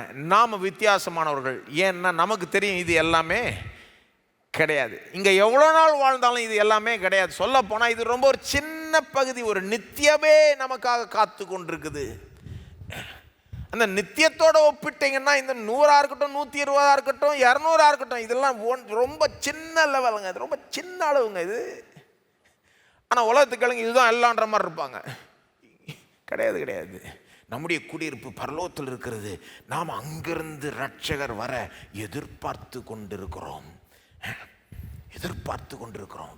நித்தியத்தின் வெளிச்சத்தில் வாழணும். ஒரு உண்மையான கிறிஸ்தவனுக்கு எப்பவுமே ஒரு ஏக்கம், ஒரு எதிர்பார்ப்பு இருக்கும் பாருங்க. எப்படா இயேசு வரப்போறாரு, எப்போ நான் அவர் முகமா சந்திக்க போறேன், எப்போ அவரோட நான் வேற லெவல்ல இணைக்கப்பட போறேன், இந்த ஒரு எதிர்பார்ப்பு இருக்கா நமக்கு? இந்த செய்திக்கு ஆயத்தமாக வரப்போ நான் என் டேபிளில் உட்காந்துக்கிட்டு சாப்பிட்டுக்கிட்டு இருக்கிறேன். திடீர்னு எனக்கு ஒரு எண்ணம் வந்தது. ஒரு நாள் அப்படியே டேபிளுக்கு அந்த பக்கம் இயேசுவே இருப்பார்.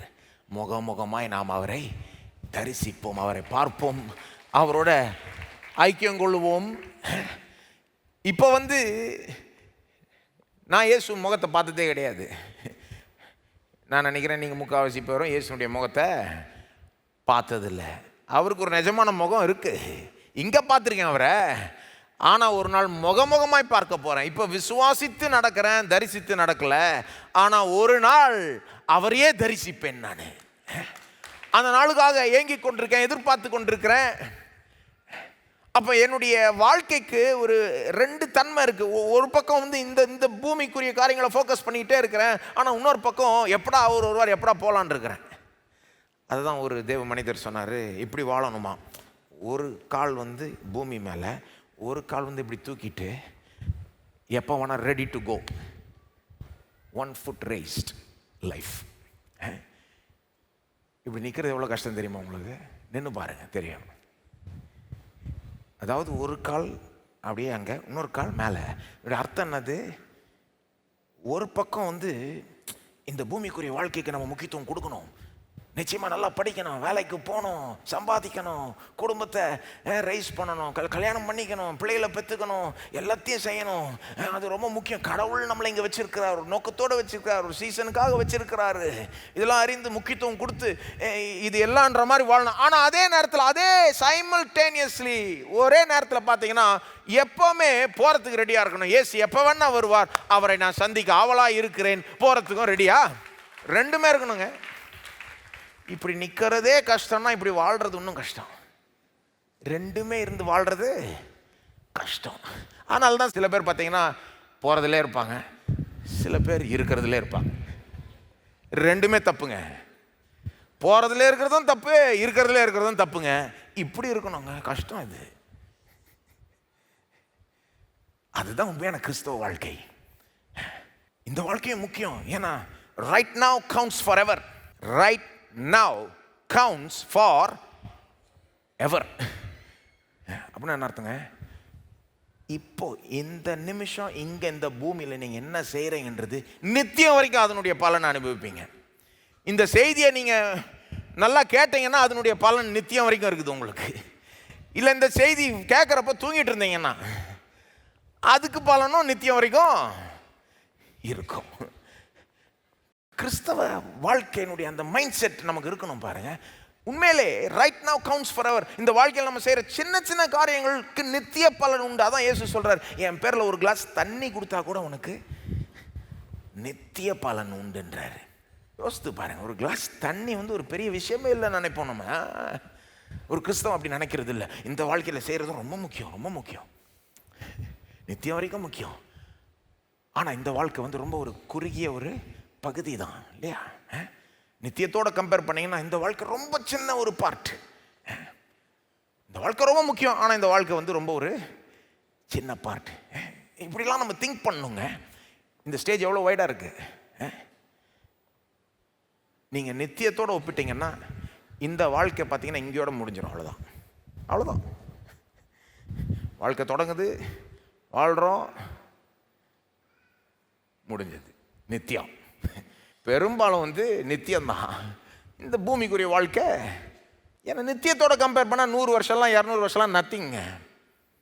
கோடி வருஷத்தோட 100 வருஷம் என்னங்க, எப்படி கம்பேரிசன் எங்கே இருக்கும்? யோசித்து பாருங்க. அப்போ உலகத்தார் வாழ்றது சிந்திக்கிறதெல்லாம் வேற விதம், நாம சிந்திக்கிறது வாழ்றது எல்லாமே வேற விதம். நாம எப்பவுமே நித்தியத்தின் வெளிச்சத்தில் இன்றைக்கு வாழ்ந்து கொண்டிருக்கிறோம். நித்தியத்தின் வெளிச்சத்தில் செய்தியை கேட்கிறோம், நித்தியத்தின் வெளிச்சத்தில் உட்காந்து சாப்பிட்றோம், நித்தியத்தின் வெளிச்சத்தில் நம்ம குடும்பத்தை நடத்துறோம், நித்தியத்தின் வெளிச்சத்தில் சம்பாதிக்கிறோம், சேர்த்து வைக்கிறோம், செலவழிக்கிறோம். நித்தியத்தின் வெளிச்சத்தில் நம்முடைய குடியிருப்பு பரலோகத்தில் இருக்கிறது. எப்படா அவர் வருவாருன்னு எதிர்பார்த்து கொண்டிருக்கிறோம். அவர் வரப்போ என்ன நடக்குமா? 21ஆம் வசனம் பாருங்க. அவர் எல்லாவற்றையும் தமக்கு கீழ்ப்படுத்தி கொள்ளத்தக்க தம்முடைய வல்லமையான செயலின்படியே நம்முடைய அற்பமான சரீரத்தை தம்முடைய மகிமையான சரீரத்திற்கு ஒப்பாக மறுபடுத்துவார். இயேசு வரப்போ அவர்கிட்ட எவ்வளோ வல்லமை இருக்குன்னா, எல்லாவற்றையும் கீழ்ப்படுத்தக்கூடிய வல்லமை இருக்குது. அந்த வல்லமையை கொண்டு என்ன செய்வாராம்? நம்முடைய அற்பமான சரீரத்தை, இந்த சரீரம் பார்க்குறதுக்கு சில நேரம் அழகாக தான் இருக்குது, ஆனாலும் கூட வரப்போகிற சரீரத்தோட கம்பேர் பண்ணிங்கன்னா அற்பமான ஒரு சரீரம். நம்முடைய அற்பமான சரீரத்தை என்ன பண்ணுவாராம்? தம்முடைய மகிமையான சரீரத்திற்கு ஒப்பாக மறுரூபப்படுத்துவார். எல்லாம் சொல்லுங்க, மறுரூபப்படுத்துவார். நிச்சயமாக செய்வார், நிச்சயமாக செய்வார், மறுரூபப்படுத்துவார். எப்படி மாற்றுவார்? நம்முடைய சரீரத்தை மகிமையான சரீரமாய் மாற்றுவார். எப்படிப்பட்ட சரீரம்? தம்முடைய மகிமையான சரீரத்திற்கு ஒப்பாக.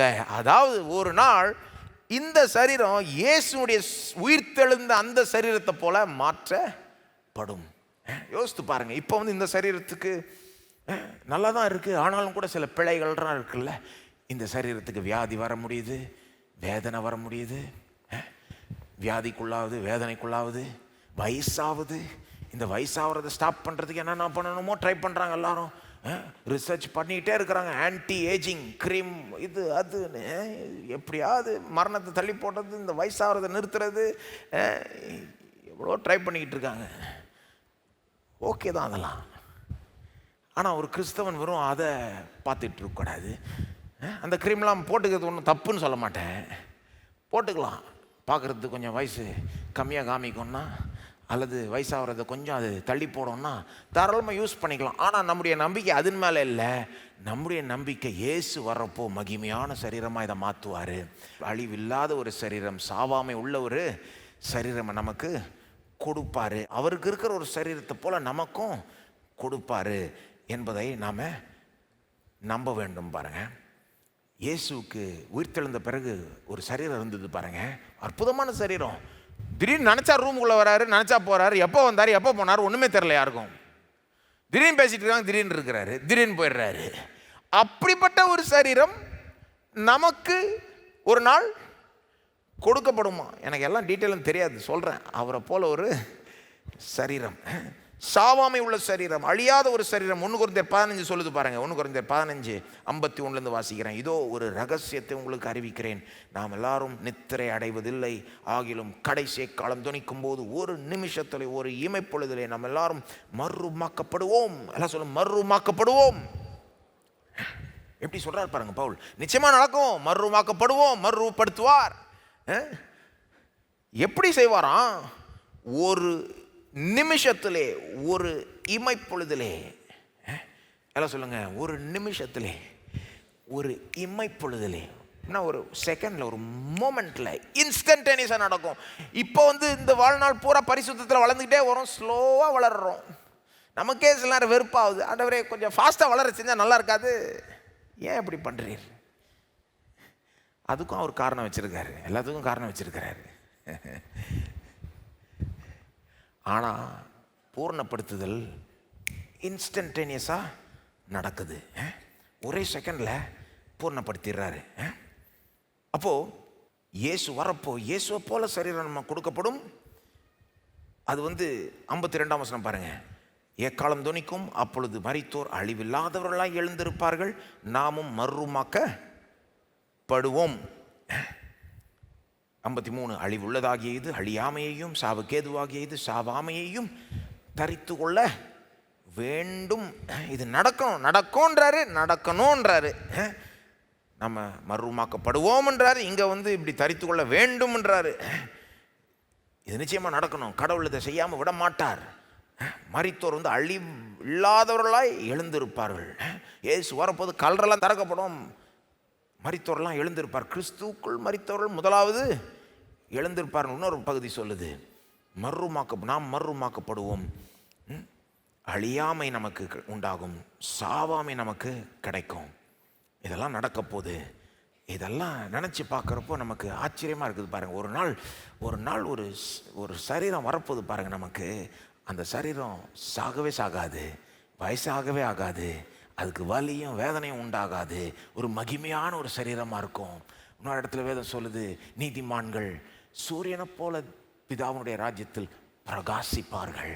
அப்படி பிரகாசிக்கிற ஒரு சரீரம் நமக்கு கொடுக்கப்படும். நம்முடைய வருங்கால முடிவை பேசி கொண்டிருக்கிறேன். சில பேர் இதை கேட்குறப்போ அவங்களுக்கு இப்படிப்பட்ட காரியம்லாம் கேட்டு பழக்கமும் இல்லை. சிலருக்கு இப்படிப்பட்ட காரியங்கள் கேட்க விருப்பமும் இல்லை.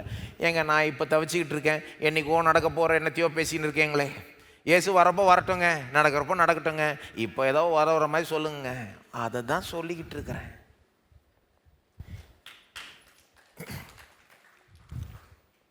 கடைசியில் எப்படிப்பட்ட ஒரு முடிவு நமக்கு உண்டாக போகுது என்பதை நீங்கள் அறிந்து கொண்டீர்களானால், அதை குறித்த ஒரு நிச்சயம் உங்களுக்கு இருக்குமானால், இப்போ நீங்கள் ஃபேஸ் பண்ணுற சிச்சுவேஷனே வேறு மாதிரி ஃபேஸ் பண்ணுவீங்க. இன்னும் ஒரு வாரத்தில் வெக்கேஷன் போக போகிறீங்கன்னு வைங்க. உங்களுக்கு தெரியும் சூப்பரான இடத்துக்கு போகிறீங்க, நல்லா குழுன்னு இருக்கும், அருமையாக இருக்கும், என்ஜாய் பண்ண போகிறீங்க. இன்னும் ஒரே வாரத்தில் போகிறீங்கன்னா உங்களுக்கு தெரிஞ்சிருச்சுன்னா, இந்த ஒரு வாரத்துக்கு அது நடக்கிறதுக்கு முன்னால் இந்த ஒரு வாரத்தில் என்ன நடந்தாலும் அது பெருசாக எடுத்துக்க மாட்டீங்க. வேலையில் அந்த வாரம் தான் உங்கள் பாஸ் உங்களை இம்சப்படுத்தின்னு இருப்பார், உங்களை தூண்டி விட்டுன்னு இருப்பார். கொஞ்சம் அப்படி இப்படி நீங்கள் எகிர்னீங்கன்னா எல்லாம் கெட்டுரும். ஆனால் உங்கள் மைண்டில் என்ன இருக்குது? இன்னும் ஒரு வாரம் காத்துக்கோப்பா, நம்ம தான் போகிறோமே, என்ஜாய் பண்ணுறோமே, பொறுத்துக்கோ. அப்படி ஒன்றும் பெரிய இஷ்யூ கிடையாது. ஏகப்பட்ட உங்களுக்கு சேலஞ்சஸ் இருக்கலாம். ஆனால் இன்னும் ஒரு வாரம் முடிஞ்சிருது, நமக்கு நல்ல ஒரு பிரேக் கிடைக்குது, நல்ல ஒரு என்ஜாய்மெண்ட் வரப்போகுதுன்னு அது வரப்போகிறது அவ்வளோ அருமையாக இருக்கிறதுனால இப்போ உங்கள் சூழ்நிலைகள் மாறாட்டிலும் கூட நீங்கள் அதை வேற மாதிரி ஃபேஸ் பண்ணுவீங்க, சோர்வடைய மாட்டீங்க. அப்படிதாங்க பைபிளில் நிறைய நம்முடைய நித்திய எதிர்காலத்தை பற்றி நமக்கு போதிக்கிறதுனுடைய ரீசனே என்னன்னா, இதை மனசில் வச்சு வாழப்பா. நித்தியத்தோட கம்பேர் பண்ணால் இங்கே வாழ்கிற வாழ்க்கை ஒரு வாரம் மாதிரி தான். என்னங்க ஞாபகம் இருக்குதா? ஒரு வாரம் மாதிரி தாங்க இது. அவ்வளோதாங்க, அவ்வளோதான், போயிடும். வரப்போகிற ஒரு நிலை அற்புதமாக இருக்கும், மகிமையாக இருக்கும் அப்படின்றது உங்கள் மனசில் இருக்குது. அது உண்மையிலே நம்பினீங்கன்னா, அதில் உறுதியாக இருந்தீங்கன்னா, அந்த ஒரு வெளிச்சத்தோடு வாழ்கிறீங்கன்னா, உண்மையிலே இப்படி வாழ்கிறீங்கன்னா, கொஞ்சம் கஷ்டமாக இருந்தாலும் பொறுத்துப்பீங்க. சொல்லப்போனால் இந்த கஷ்டமே ஈஸி ஆகிடும். ஏன்னா உங்கள் ஆட்டிடியூட் மாறிடுச்சுன்னா அந்த பிரச்சனையை ஃபேஸ் பண்ணுற விதமே மாறிடும். மலைகளை பதறாக்குவீர்கள். மலையே பெருசாக தெரியாது அப்புறம் உங்களுக்கு. ஏன்னா உங்களுக்கு வரப்போகிற அந்த லக்கு, அந்த ஒரு முடிவு அவ்வளோ மகிமையாக தெரிகிறதுனால, சூப்பரான ஒரு இடத்துக்கு போயிட்டு இருக்கீங்கன்னா என்ன டிராஃபிக் இருந்தாலும் போயிடுவீங்க. போவீங்களா, போக மாட்டீங்களா? ஏன்னா பரவாயில்ல, ஒர்த்திட். சில நேரம் சிலர் 1 மணி நேரம் ஓட்டிகிட்டு போய் ஒரு இடத்துல போய் சாப்பிடுவாங்க. ஏன்னா சாப்பாடு அவ்வளோ சூப்பராங்க, பரவாயில்ல. 1/2 மணி நேரம் நின்று வெயிட் பண்ணி டேபிளுக்கு காத்திருந்து, ஏன்னா வரப்போகிறது அவ்வளோ அருமையாக இருக்கு, இதை பெருசாக நினைக்க மாட்டோம். அது மாதிரிங்க நம்முடைய நித்திய எதிர்காலத்தை குறித்து நாம் அறிந்து கொள்வோமானால், அதனால் நம்ம மனசு நிரம்புமானால், அதை குறித்து உறுதி இருக்குன்னா, இப்போ இருக்கிற பிரச்சனைகள், போராட்டங்கள்லாம் வேறு விதமாக நம்ம சந்திச்சிருவோம். அதை பெருசாக எடுத்துக்க மாட்டோம். வரம்பார் பார்த்துடலாம் அப்படின்னு வைங்க. நீங்கள் பரவாயில்ல, சமாளிச்சிக்கலாம். உங்கள் ஆட்டிடியூடே மாறிடும், நீங்கள் சந்திக்கிற விதம் மாறிடும், தேவன் உங்களுக்கு வெற்றியும் கொடுத்துருவார். ஆனால் இப்படியே இப்போ உதவுற மாதிரி ஏதாவது சொல்லுங்கள். இப்படியே இருந்தோன்னு வைங்களேன், இது எப்படி இருக்குன்னா, ஓட்டுறப்போ வெறும் நம்ம காருக்கு முன்னால் இருக்கிற பம்பரை மட்டும் பார்த்துட்டு ஓட்டுற மாதிரி. இப்போக்கு ஏதாவது சொல்லுங்கள். இப்போ ஓட்டுறப்போவே சொல்கிறாங்க, கொஞ்சம் அப்படி அண்ணாந்து அங்கே பிரேக் அடித்தா கொஞ்சம் தெரியணும் முன்னாலே. அதுவும் நம்ம ஊரில் ரொம்பவே தெரியணும் இல்லை? வாழ்க்கையும் அப்படி தான் வாழணும். கொஞ்சம் கண்களை அண்ணார்ந்து பார்த்து ஏறெடுத்து பார்க்க வேண்டும். எங்கே போய் கொண்டிருக்கிறோம், எங்கே போய் முடிய போகிறோம், நம்முடைய முடிவு எவ்விதமாய் இருக்க போகிறது. சரி, இது நீங்கள் இன்னும் கொஞ்சம் நல்லா கவனிப்பீங்கன்றதுக்காக தான் இதை சொன்னேன். தொடருவோம். ரோமர் 8:18. அப்போ இயேசு வரப்போ ஒரு சாவாமை உள்ள சரீரத்தை கொடுப்பார், அழியாத ஒரு சரீரத்தை கொடுப்பார். அவரை போல ஒரு சரீரம் நம்ம கொடுக்கப்படும். ரோமர் 8:18 பாருங்க. ஆதலால் இக்காலத்து பாடுகள் இனி நம்மிடத்தில் வெளிப்படும் மகிமைக்கு ஒப்பிடத்தக்கவைகள் அல்லவென்று எண்ணுகிறேன். இப்போ என்ன பிரச்சனை வந்தாலும் வரப்போகிற மகிமைக்கு சான்ஸ் கிட்ட விட வர முடியாது அப்படின்றாரு. இதெல்லாம் நத்திங் அப்படின்றார் பவுலுக்கு இந்த மைண்ட் செட் இருக்குது பாருங்க. 23ஆம் வசனம் பாருங்க. அதுவும் அல்லாமல் ஆவியின் முதற் பலன்களை பெற்ற நாமும் கூட நம்முடைய சரீரம் மீட்பாகிய புத்திர சுவிகாரம் வருகிறதற்கு காத்திருந்து நமக்குள்ளே தவிக்கிறோம். 23ஆம் வசனம் வாசித்தேன் இல்லையா? ஆவியின் முதற் பலன்களை பெற்ற நாம், அதாவது நம்ம எவ்வளோ பெற்றுட்டோம். ஏற்கனவே சுத்திகரிக்கப்பட்டிருக்கோம், நீதிமானாக்கப்பட்டிருக்கோம், என்னுடைய பிள்ளை ஆயிட்டோம், எவ்வளோ பெற்றுட்டோம். எல்லாத்தை விட ஆவியானவரையே பெற்றிருக்கிறோம். ஆவியின் முதற் பலன்களை பெற்ற நாமும் கூட. ஆனாலும் நமக்கு பெறாததும் இருக்குது. என்ன பெறலை? என்னத்துக்காக தவித்து கொண்டிருக்கிறோம்? நம்முடைய சரீர மீட்பாகிய புத்திர சுவிகாரம். எல்லாம் சொல்லுங்க, சரீர மீட்பு. இதுக்காக நம்ம தவிக்கிறோமா? அப்போ சரீரம் மறுமாக்கப்படும், இயேசுடைய சரீரம் மாதிரி ஆக்கிடுவார். அது மட்டும் இல்லை, முழுமையாய் வெறும் வெளியே மட்டும் இல்லை பாருங்கள். இந்த வெளியே மட்டும் மாற்றுறது மனுஷனுடைய அப்ரோச். மனிதர்கள் தான் வெறும் வெளியே நல்லா தட்டி பூசி பெயிண்ட் அடித்து அழகாக ஆக்கி பார்க்கறதுக்கு நல்லா ஆக்கிடுவாங்க. உள்ள அந்த ஓலமாக இருக்கும் சில நேரம்.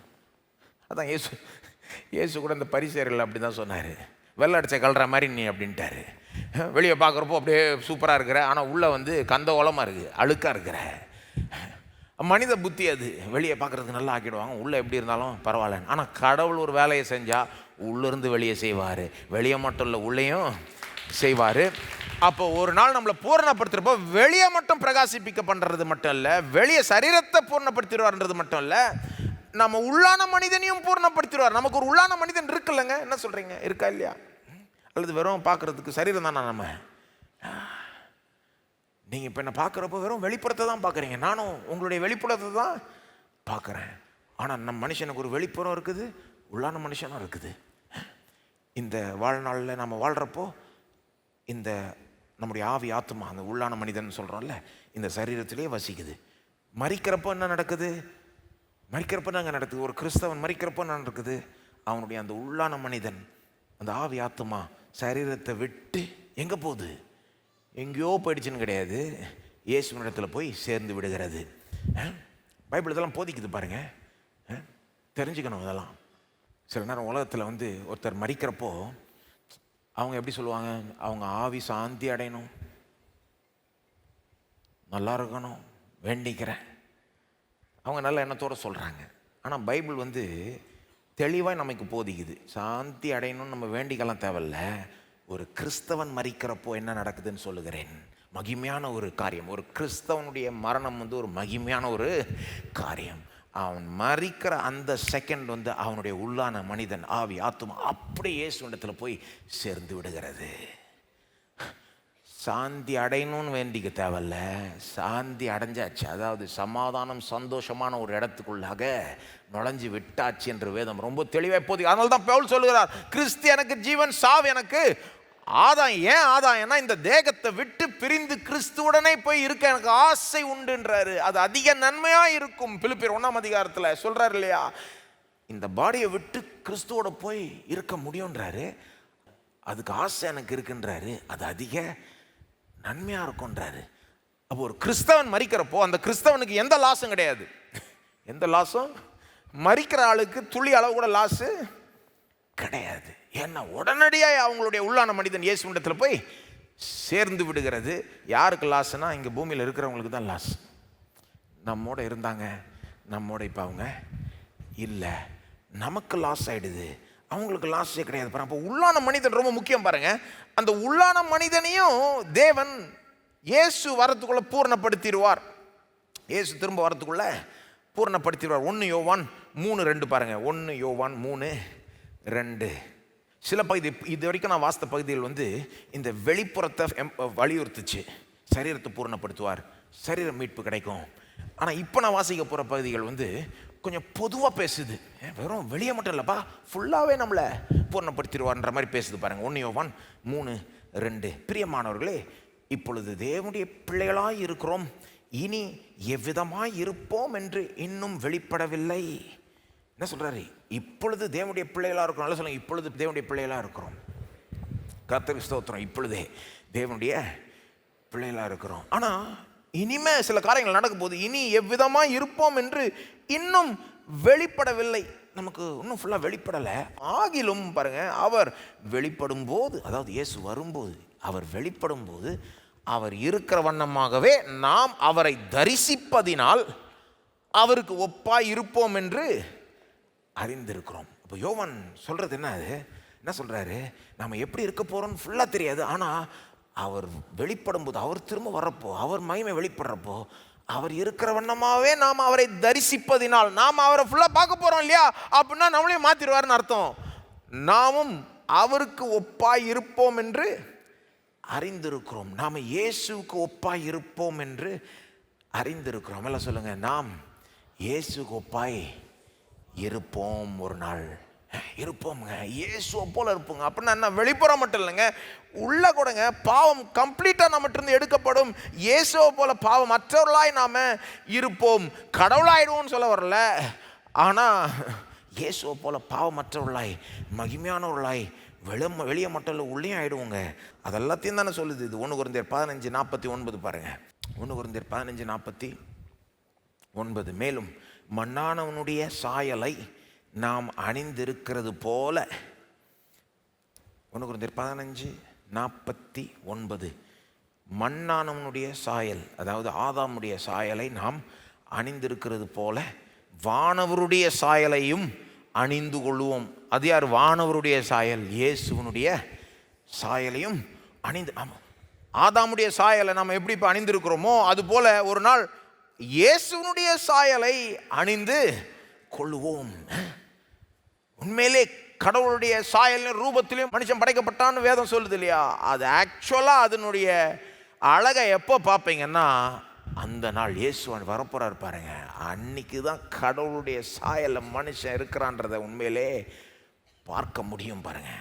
வானவருடைய சாயலை அணிந்து கொள்வோம்னா வெறும் வெளிப்புறம் இல்லை, உள்ளே கம்ப்ளீட்டா. அதான் நாங்கள் அர்த்தம்.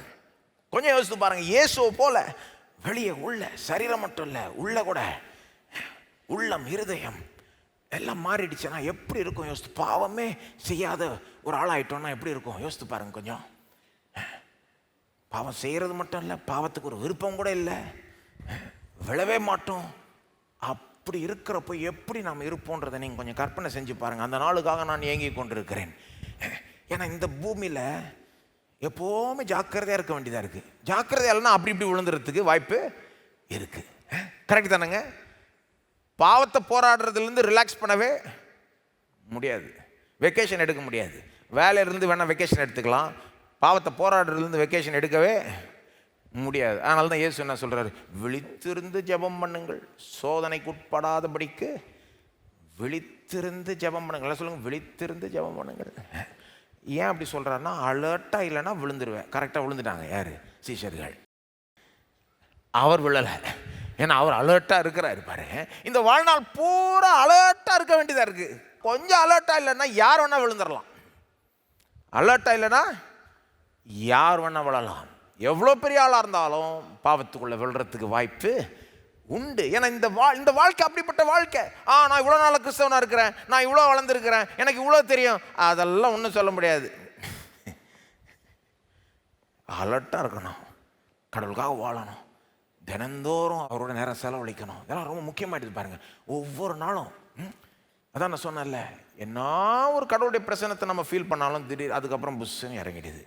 அப்புறம் திரும்ப வசனத்துக்கு போக வேண்டியதாக இருக்குது, திரும்ப ஜெபிக்க வேண்டியதாக இருக்குது, திரும்ப பாட வேண்டியதாக இருக்குது, திரும்ப திரும்ப பண்ண வேண்டியதாக இருக்குது. காரில் பெட்ரோல் தீர்ந்துக்கிட்டே இருக்கிற மாதிரி நாமளும் திரும்ப திரும்ப பெட்ரோல் பங்க்கு போகிற மாதிரி திரும்ப திரும்ப டேங்கை ஃபில் பண்ணிக்க வேண்டியதாக இருக்குது. நீங்கள் யோசித்தது இல்லையா, கொஞ்சம் பர்மனெண்ட்டாக ஃபில் பண்ணி விட்டால் நல்லா இருக்காதா ஆண்டவர்னு? இந்த வாழ்க்கையில் அப்படி கிடையாது. என்னுடைய இரக்கங்கள் காலைதோறும் புதியவைகள்னு ஏன் சொல்லிட்டாருன்னா, அவர் அப்படி தான் கொடுக்க விரும்புகிறாரு. ஒவ்வொரு நாளும் அந்த நாளுக்கு ஏற்ற இறக்கத்தை கொடுக்குறாரு. அவர் என்ன சொல்கிறார்? தொடர்ந்து நீ என்னை சார்ந்து வாழு, என்னை நோக்கி பாரு, என்னை நம்பு, ஒவ்வொரு நாளும். அப்படிப்பட்ட வாழ்க்கை இது. ஆனால் சில நேரம் அது யோசித்தாலே நமக்கு இதாக இருக்குது. என்ன ஆண்டவரே, கொஞ்சம் ஜாக்கிரதை நல்லா இப்படி போயிடுது, இல்லைன்னா இப்படி போயிடுது. உதாரணத்துக்கு சொல்கிறேன், ஒருத்தர் நம்மளை போற்றி புகழ்கிறாங்கன்னா, பாராட்டுறாங்கன்னா, ஜாக்கிரதையாக இல்லைன்னா பெருமை வந்துடும். ஒருத்தர் நம்ம குறைய கண்டுபிடிச்சி நம்ம குறைகளை எடுத்து சொல்கிறாங்கன்னா ஜாக்கிரதையா இல்லைன்னா ஒரே கவலைக்குள்ளே போயிடும். டிப்ரெஷனில் நம்மளை இப்படி சொல்லிட்டாங்க அப்படி சொல்லிட்டாங்க.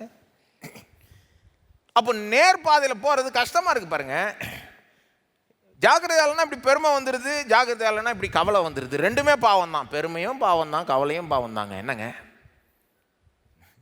கவலைப்படாதீர்கள்னு சொன்னார். கவலைப்படுறது பாவம் வேதத்தை பொறுத்த வரைக்கும். போய் போராட்டமாக இருக்குது இந்த வாழ்க்கை. ஒரு நேர்பாதையில் போகிறது வந்து ஒரு லேசான காரியமே கிடையாது. சில நேரம் அழுத்து போகுது. தான் நான் சொன்னேன்ல, ஒவ்வொரு நாளும் ஜெபிக்க வேண்டியதாக இருக்குது. மனக்கண்களை திறந்துள்ளோம் ஆண்டவரே. மனக்கண்கள் சில நேரம் எனக்கு டயர்டாகுது. மனக்கண்களை திறந்துள்ளோன்னு சொல்கிறதுக்கே ஆண்டவரே ஃபுல்லாக திறந்துட்டார். நான் நல்லா இருக்குமே ஆண்டவரே. அவர் சொல்கிறார், இல்லை இல்லை நீ டெய்லி ஜெபம் பண்ணுன்றார்.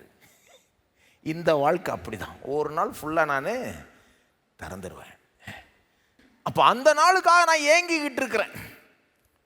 எப்படா நான் இப்படியும் விட மாட்டேன் இப்படியும் விட மாட்டேன். என்னுடைய கவனமெல்லாம் இயேசுடைய மகிமை மேலே இருக்கும். நான் ரைட்டு செஞ்சானா தப்பு செஞ்சானானும் பார்க்க தேவையில்ல. அந்த அளவுக்கு பூர்ணப்படுத்தப்படுவேன். இயேசுனுடைய மகிமையே என்னை ஈர்க்கும். அவருடைய மகிமையை கண்டு ரசித்து அவருக்கு முக்கியத்துவம் கொடுத்து மற்றவர்களுக்கு முக்கியத்துவம் கொடுத்து அப்படி வாழ்கிற வாழ்க்கை தானேங்க மேன்மையான ஒரு வாழ்க்கை. அந்த நாளுக்காக நான் காத்து கொண்டிருக்கிறேன். ஏன்னா இந்த வாழ்க்கையில் தொடர்ந்து நேர்பாதையில் போகிறது வந்து ஒரு போராட்டமாக தான் இருக்குது. ஒரு நாள் நிச்சயமாக தேவன் நம்மளை பூர்ணப்படுத்துவார், நம்முடைய ஏக்கத்தை நிறைவேற்றுவார். தான் பவுல் சொல்கிறார் அந்த முந்தின பகுதியில், இந்த சரீரம் மீட்பு புத்திர சுவீகாரத்துக்காக நம்ம தவிக்கிறோன்றார், காத்துக்கிட்டு இருக்கிறேன்றாரு. நானும் காத்துக்கிட்டு இருக்கிறேன். எப்படா பூரணராக இருப்பேன், எப்படா பர்ஃபெக்டாக இருப்பேன், அந்த நாளுக்காக நான் காத்துக்கிட்டு இருக்கிறேன். நீங்கள் காத்துக்கிட்டு இருக்கிறீங்களாங்க? யோசித்து பாருங்கள். பர்ஃபெக்ட் ஆகிட்ட பிறகு பாவத்தில் விழமாட்டோன்றது மட்டும் இல்லை, பாசிட்டிவாக யோசித்து பாருங்கள். எந்த அளவுக்கு நீதியை செய்வோம், எந்த அளவுக்கு அன்பு நம்மகிட்ட இருக்கும். இப்போ வந்து என்ன கடவுள் அன்பு கூர்ந்தாலும் கொஞ்சம் அறகுறையாக தான் இருக்குது. அன்பு கூறுறோம், திடீர்னு நமக்கு வந்து அந்த சுயநலமும் இருக்குது இல்லையா? இப்போ கடவுள் அன்பு கூறுறோம், மற்றவர்கள் அன்பு கூறுறோம், முடிஞ்ச அளவுக்கு செய்கிறோம். ஆனாலும் நமக்கு அந்த செல்ஃபிஷ் நேச்சர் நமக்கு இருக்கதான். ஆனால் ஒரு நாள் கொஞ்சம் யோசித்து பாருங்கள், துளி அளவு கூட செல்ஃபிஷ்னஸ் இல்லாத அளவுக்கு நம்மளை பண்ணுவார். முழுக்க முழுக்க தேவன் பேரில் அன்பு, மற்றவர்கள் பேரில் அன்பு. ஆனால் தான் ஒரு பெரிய தேவ மனிதன் சொல்கிறாரு, heaven is a world of love. ஒரு அன்பின் உலகம். அன்பின் உலகம்னா நமக்கு என்னன்னே தெரியாது. ஒரு நாள் சுயநலமற்றவனா நான் வாழுவேன். முழுக்க முழுக்க கடவுள் அன்பு கூறுவேன், மற்றவர்கள் அன்பு கூறுவேன். என்னை பற்றி நான் சிந்திக்கவே மாட்டேன். கடவுளை பற்றி யோசிப்பேன், கடவுளுக்குன்னு வாழுவேன், மற்றவர்களுக்குன்னு வாழுவேன். மற்றவர்களும் தங்களை பற்றி சிந்திக்காமல் என்னை பற்றி சிந்திப்பாங்க. இது தாங்க பரலோகம், இதுதாங்க பரலோகம். நரகம் என்னன்னா நம்மளையே பற்றி சிந்திக்கிறது, நமக்காகவே வாழ்கிறது. அப்போ இந்த வாழ்க்கையில் நம்ம என்ன அன்பில் வளர்ந்தாலும் அந்த அன்பு அறகுறையாக இருக்குது. ஆனால் ஒரு நாள் பூர்ணப்படுத்தப்படும். யோசித்து பாருங்கள், பாசிட்டிவாக யோசித்து பாருங்கள். நம்மளை பூர்ணப்படுத்திட்டாருன்னா ஒரு நாள் கடவுளை அறிகிற அறிவு எப்படி இருக்கும், வேறு லெவலில் இருக்கும் இல்லையா? இப்போ வந்து நான் தான் சொன்னேன்ல, திரும்ப திரும்ப ஜெபம் பண்ண வேண்டியதாக இருக்குது. மனக்கண்களை திறந்துடலாம் ஆண்டவரே, உண்மை பற்றி இன்னும் வெளிப்படுத்த ஆண்டவரே, இந்த வசனத்தை புரிஞ்சுக்கிறதுக்கு உதவும் ஆண்டவரே. ஒரு நாள் அந்த ஜெபத்தையே பண்ண தேவையில்ல, ஏன்னா ஃபுல்லாக திறந்துருவார். அவர் முகமுகமாய் நான் இயேசுவை தரிசிப்பேன். அந்த நாள் அன்றைக்கு நான் அவரை அறிந்து கொள்கிற லெவலே வேற மாதிரி இருக்கும். இப்போ வந்து ஒரு ஆராதனைக்கு வந்து பாட்டு பாடுறப்போ கூட எவ்வளோ டிஸ்ட்ராக்ஷன் இருக்கு. இது வருது மைண்டுக்கு, அது வருது. ஒரு நாள் இயேசுவின் முகத்தை நான் பார்க்குறப்போ என் மைண்டில் வேற எதுவும் இருக்காது. அந்த மகிமையை கண்டு ரசிச்சு ரசிச்சு மகிழுவேன் நான். அந்த நாளுக்காக நான் காத்து கொண்டிருக்கிறேன். 1 கொரிந்தியர் 13:12 பாருங்க. இப்பொழுது கண்ணாடியிலே நிழலாட்டமாய் பார்க்கிறோம், அப்பொழுது முகமுகமாய் பார்ப்போம். பவுல் காலத்தில் கண்ணாடி வந்து நம்ம காலத்து கண்ணாடி மாதிரி கிடையாது. நம்ம காலத்தில் கண்ணாடி சூப்பராக இருக்குது, பார்த்தா அப்படியே முகத்தில் இருக்கிற ஒவ்வொரு சின்ன பிள்ளையும் தெரியுது. பவுல் காலத்தில் கண்ணாடி வந்து வேற மாதிரி இருந்தது. போய் பாருங்க, நீங்கள் வாசித்து பாருங்க வேணா, கொஞ்சம் அறகுறையாக தெரியுமா. அதனால தான் பவுல் அதை மைண்டில் வச்சு சொல்கிறார், இப்பொழுது கண்ணாடியிலே நிழலாட்டமாய் பார்க்கிறோம், அப்பொழுது முகமுகமாய் பார்ப்போம். இயேசு முகமுகமாய் பார்ப்போம். இப்பொழுது நான் குறைந்த அறிவுள்ளவன், அப்பொழுது நான் அறியப்பட்டிருக்கிறபடியே அறிந்து கொள்ளுவேன். இப்போ என் அறிவில் குறைவு இருக்குது, பிழை இருக்குது. ஒரு நாள் அதெல்லாம் போயிடும். அவரை எப்படி அறியணுமோ அறிவேன். அந்த நாள் அன்றைக்கு நம்முடைய சந்தோஷம் கூட வேறு லெவல் போயிடும். என்ன சொல்கிறீங்க?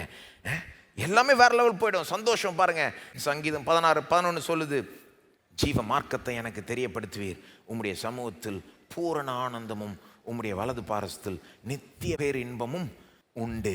ஆக்சுவலாக கான்டெக்ஸ்டில் சங்கீதம் 16 போய் வாசித்தீங்கன்னா சங்கீதக்காரன் சொல்லுகிற சந்தோஷம் என்னன்னா, மரித்த பிறகு கடவுளுடைய சமூகத்தில் நாம் அனுபவிக்கிற சந்தோஷத்தை சொல்லுகிறான். மரித்த பிறகு கடவுளுடைய சமூகத்தில் நாம் அனுபவிக்கிற சந்தோஷம் வேற லெவலில் இருக்கும். இந்த பூமியில் என்ன அனுபவிச்சாலும் அது கிட்ட கூட வரவே முடியாது. உம்முடைய அந்த சமூகத்தில் பரிபூர்ண ஆனந்தமும் வலது பாரசத்தில் நித்திய பேரின்பமும்.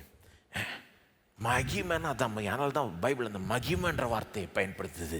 நாம் ஒரு நாள் மகிமையாய் மறுமாக்கப்படுவோம், மகிமைப்படுத்தப்படுவோம். நாம மட்டும் இல்லை, இந்த உலகமே அப்படி மாற்றப்படும். உலகமே, ரோமர் 8, உலகமே பூரணப்படுத்தப்படும். பாவம் உலகத்திலிருந்தே அகற்றப்படும். பாருங்க, ரோமர் 8:22 பாருங்க. ஆகையால் நமக்கு தெரிந்திருக்கிறபடி இதுவரைக்கும் சர்வ சிருஷ்டியும் ஏகமாய் தவித்து பிரசவ வேதனை படுகிறது.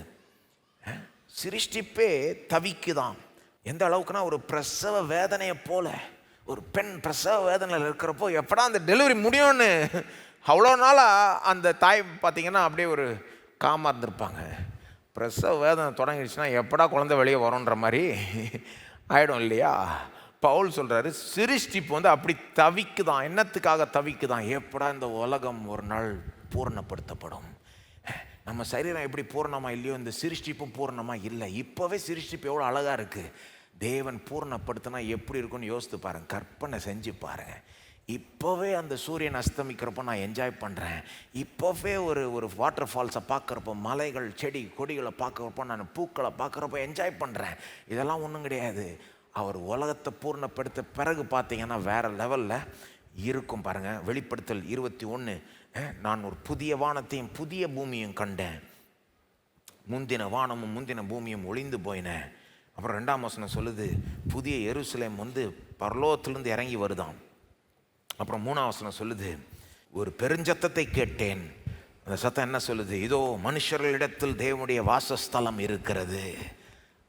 அதான் பாருங்க, இதை வச்சு தான் கேட்டனை கிழிச்சாரு.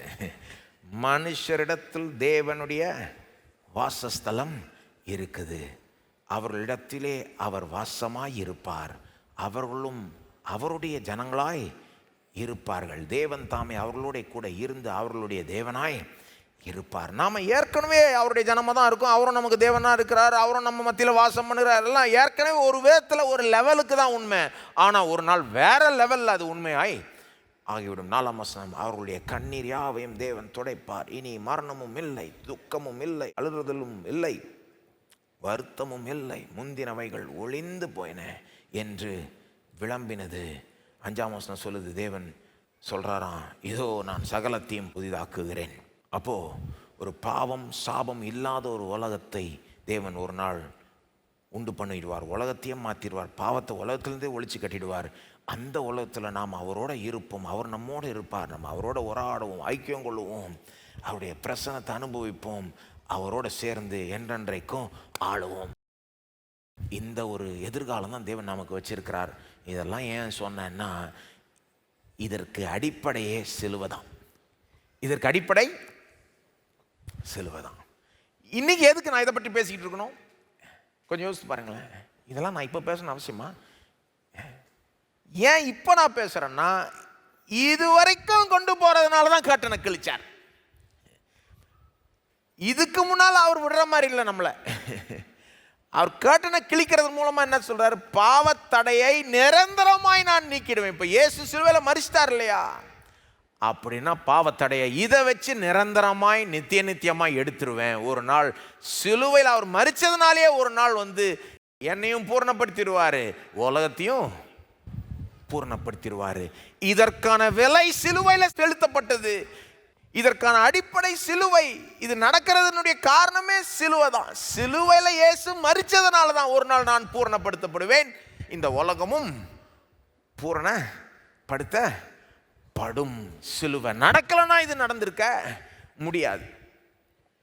இதை பைபிள் எப்படி போதிக்குதுன்னு கேட்டிங்கன்னா, நான் சும்மா என்னுடைய ஐடியாவை சொல்ல, நீங்கள் கேர்ஃபுல்லாக பைபிளை வாசித்தீங்கன்னா இது இது இருக்குது பாருங்கள். எப்படி இருக்குதுன்னு சொல்கிறேன். கடைசியில் வரப்போகிற அந்த மகிமையை பேசுகிறப்போ பைபிள் எப்படி பேசும்னா, அநேக நேரத்தில் ஒரு ரட்சிப்பாய் பேசும், ஒரு மீட்பாய் பேசும். ஒரு நாள் இயேசு வரப்போ நாம் வந்து பூர்ணப்படுத்தப்படுவோம் என்று சொல்கிறேன்ல, அதை பைபிள் எப்படி பேசுதுன்னு பார்த்தீங்கன்னா, எந்த வார்த்தைகளை வச்சு சொல்லுதுன்னு பார்த்தீங்கன்னா, மீட்பு. என்ன சொல்லுங்க? மீட்பு. சரீர மீட்பு நமக்கு வரப்போகுது அப்படின்றார் பவுல். அந்த மீட்புன்ற வார்த்தையை யூஸ் பண்ணுறாரு பாருங்க. சில இடங்களில் ரட்சிப்புன்ற மாதிரி சொல்லுவார். அப்போ அந்த மீட்புன்ற வார்த்தை கொஞ்சம் கவனிங்க. அதிகமாக அதை யூஸ் பண்ணுறாரு. ரோமர் 8:23 அந்த சரீர மீட்பு நமக்கு வருது, அதுக்காக தவிக்கிறோன்றார் இல்லையா? அந்த மீட்புன்ற வார்த்தைக்கு அர்த்தம் என்னங்க? வெறும் பாவத்திலிருந்து மீட்டெடுக்கிறார்ன்றது மட்டும் இல்லை, ஒரு விலை கொடுத்து வாங்கி விடுகிறார். விலை கொடுத்து நம்முடைய சுதந்திரத்தை வாங்கி விடுகிறார். அதான் மீட்பினுடைய அர்த்தமே. மீட்டெடுக்கப்படுறதுன்னு அர்த்தம் என்னங்க? ஒரு விலை கொடுக்கப்படுது. நீங்கள் வந்து அங்கிருந்து அந்த ஒரு அடிமைத்தனத்திலிருந்து நீங்கள் சுதந்திரத்தை பெற்றுக்கொள்ளுகிறீர்கள், வெளியே வருகிறீர்கள். அதுதான் புதிய ஏற்பாட்டில் மீட் பண்ணுற வார்த்தைக்கு அர்த்தம். To pay a price and to release from slavery or corruption. அப்போது திரும்ப திரும்ப நமக்கு கடைசியில் வரப்போகிற இந்த பூரணப்படுத்தல, மகிமைப்படுத்துதலை ஒரு மீட்பாய் வேதம் வர்ணிக்குதுன்னா அதனுடைய அர்த்தம் என்னது? மீட்பு மீட்புன்னு சொல்வதன் மூலமாகவே வேதம் வந்து அந்த கடைசியில் நடக்க போகிறத சிலுவையோட கனெக்ட் பண்ணுது. மீட்புன்னு ஏன் சொல்லுது? சிலுவையோட கனெக்ட் பண்ணுது. அதாவது இப்படி சொல்கிறேன், வரப்போகிற அந்த பூர்ணப்படுத்துதலுக்கான விலையை சிலுவையில் இயேசு செலுத்தி விட்டார். அதனால தான் நாம் பூர்ணப்படுத்தப்படுகிறோம். நம்முடைய பாவ கடனை செலுத்திட்டார்னா என்னங்க அர்த்தம்? ஏதோ பாவம் மன்னிக்கப்பட்டது, நீ இப்போதைக்கு கடவுள்கிட்ட வரலாம் போகலாம் அப்படின்னு மட்டும் இல்லை. அது அப்படி தொடங்குது. எப்படி போய் முடியுதுன்னா, சரீரத்தையே விலை கொடுத்து வாங்கிட்டார். சரீரம் மீட்பு வந்து சிலுவையினால தான் வந்திருக்கிறது. சரீர மீட்பு வந்து சிலுவையினால தான் வந்திருக்கிறது. அதனால தான் பார்த்தீங்கன்னா பவுல்லாம் சரீரத்தை பற்றி பேசுகிறப்போ எப்படி பேசுகிறார்? 1 கொரிந்தியர் 6:19-20 பார்த்தீங்கன்னா எப்படி பேசுகிறாரு? சரீரத்தை பற்றி பேசுகிறாரு. சரீரத்தை வச்சு பாவம் செய்யாதுன்னு சொல்கிறாரு. ஆனால் எப்படி பேசுகிறான்னு பார்த்தீங்கன்னா, நீ கிரயத்துக்கு கொல்லப்பட்டாய். கிரயம் கொடுத்து வாங்கிட்டார் உன்னை. நீ உனக்கு சொந்தமானவன் அல்ல. ஆகவே உன் சரீரத்தினால் தேவனை கனப்படுத்துன்றாரு. உன் சரீரத்தை வச்சு பாவம் செஞ்சுக்கிட்டு இருக்காது. ஏன்னா உன் சரீரமே உனக்கு சொந்தம் அல்ல. உன்னை விலை கொடுத்து வாங்கிட்டார்னா உன் சரீரத்தையும் விலை கொடுத்து வாங்கிட்டாருன்னு அர்த்தம். அந்த இடத்துல நீ உனக்கு சொந்தமானவன் அல்ல, அவருடைய ரத்தத்தையே சிந்தி உன்னை விலை கொடுத்து வாங்கிட்டார். இப்போ உன் சரீரத்தை வச்சு நீ என்ன பண்ணணும்? பாவம் செய்கிறதுக்கு பதிலாக அவரை கனப்படுத்தணுன்றாரு. இப்போ பவுலுடைய திங்கிங் பாருங்கள். இயேசு நமக்காக உயிரை கொடுத்தாரு, ரத்தம் சிந்தினாரு. வெறும் ஏதோ பாவம் மன்னிக்கப்படுறதுக்கு நம்ம கடவுள்கிட்ட வரலான்றது மட்டும் இல்லை, சரீர மீட்பே வாங்கிட்டார். அன்னைக்கே வாங்கிட்டாரு. ப்ரைஸை என்னைக்கு? அன்னைக்கே பே பண்ணிட்டார். அதனுடைய பலனை நமக்கு இன்ஸ்டால்மெண்ட்டில் தராரு தேவன். இப்போ கொஞ்சம் அதனுடைய முழுமை வந்து ஃபைனலாக தான் வருது. இப்போவே எல்லாத்தையும் தரவில்லை. சில காரியங்களுக்கு நம்ம காத்து இருக்க வேண்டியதாக இருக்குது. ஆனால் பேமெண்ட்டை அப்போவே கொடுத்துட்டார். அதன் அடிப்படையில் தான் இந்த ஃபைனல், இந்த முடிவை நமக்கு வந்து சேர பண்ணுகிறார். அப்போது இது அதனால தான். சிலுவை இல்லைன்னா இது நடக்கவே நடக்காது. சிலுவை இல்லைன்னா நம்ம பூர்ணப்படுத்தப்படவே முடியாது. சிலர் நினச்சிக்கிறாங்க நம்ம வந்து ஒரு நாள் வந்து பாவம்லாம் நம்மகிட்ட அகற்றப்படும், பூர்ணப்படுத்தப்படுவோம். அது ஏன்னா நாம் அப்படியே பரிசுத்தத்தில் வளர்ந்து வர்றதுக்கான ரிவார்டு அதுன்னு நினச்சிக்கிறாங்க. கிடையாது. நாம் ரொம்ப உருப்படியாக வாழ்ந்ததுனால நம்மளை வந்து சரி நீ ரொம்ப கரெக்டாக வாழ்ந்துட்ட, ஏன்னா ரொம்ப நீ திருப்திப்படுத்திட்ட அப்படின்றத வச்சு தேவன் நம்மளை ஒரு நாள் உயிரோடு எழுப்பிடுவார், நம்மளை பூர்ணப்படுத்திடுவார். கிடையாது. அப்படிலாம் கிடையாது. நாம் நிச்சயமாக பரிசுத்தத்தில் வளருவோம். ஆனால் அந்த அடிப்படையில் ஒன்றும் நாம் உயிரோடு எழுப்பப்பட மாட்டோம், பூர்ணப்படுத்தப்பட மாட்டோம். ஒரு நாள் பாருங்க, இயேசு வரப்போ மரித்தோர் உயிரோடு எழும்புவாங்க.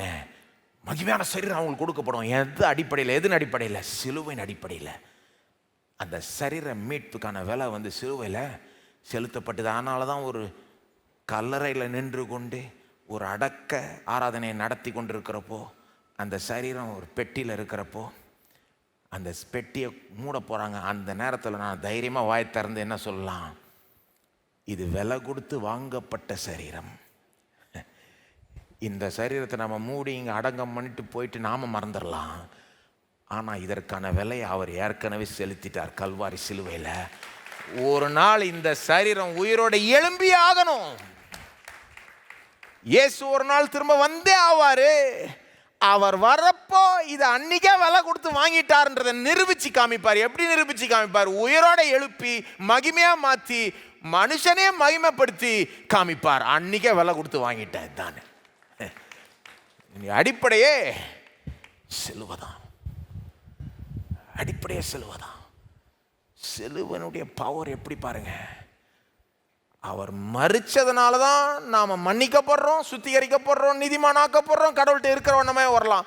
அவர் மரிச்சதுனால தான், அவர் ரத்தம் நம்ம இதயத்தில் தெளிக்கப்பட்டதுனால தான் நாம் போக போக பரிசுத்தத்தில் வளரலாம். அவர் மரிச்சதுனால தான் ஒரு நாள் நாம் உயிரோடு எழும்புவோம். அவருடைய சிலுவை மரணம் உயிர்த்தெழுதல் தாங்க அடிப்படை எல்லாத்துக்குமே. விலை கொடுத்து வாங்கப்பட்ட சரீரம், விலை கொடுத்து வாங்கப்பட்ட சரீரம். ஆகவே இது மண்ணோட மண்ணாக போனால் கூட இதை எழுப்பாமல் விட மாட்டார்.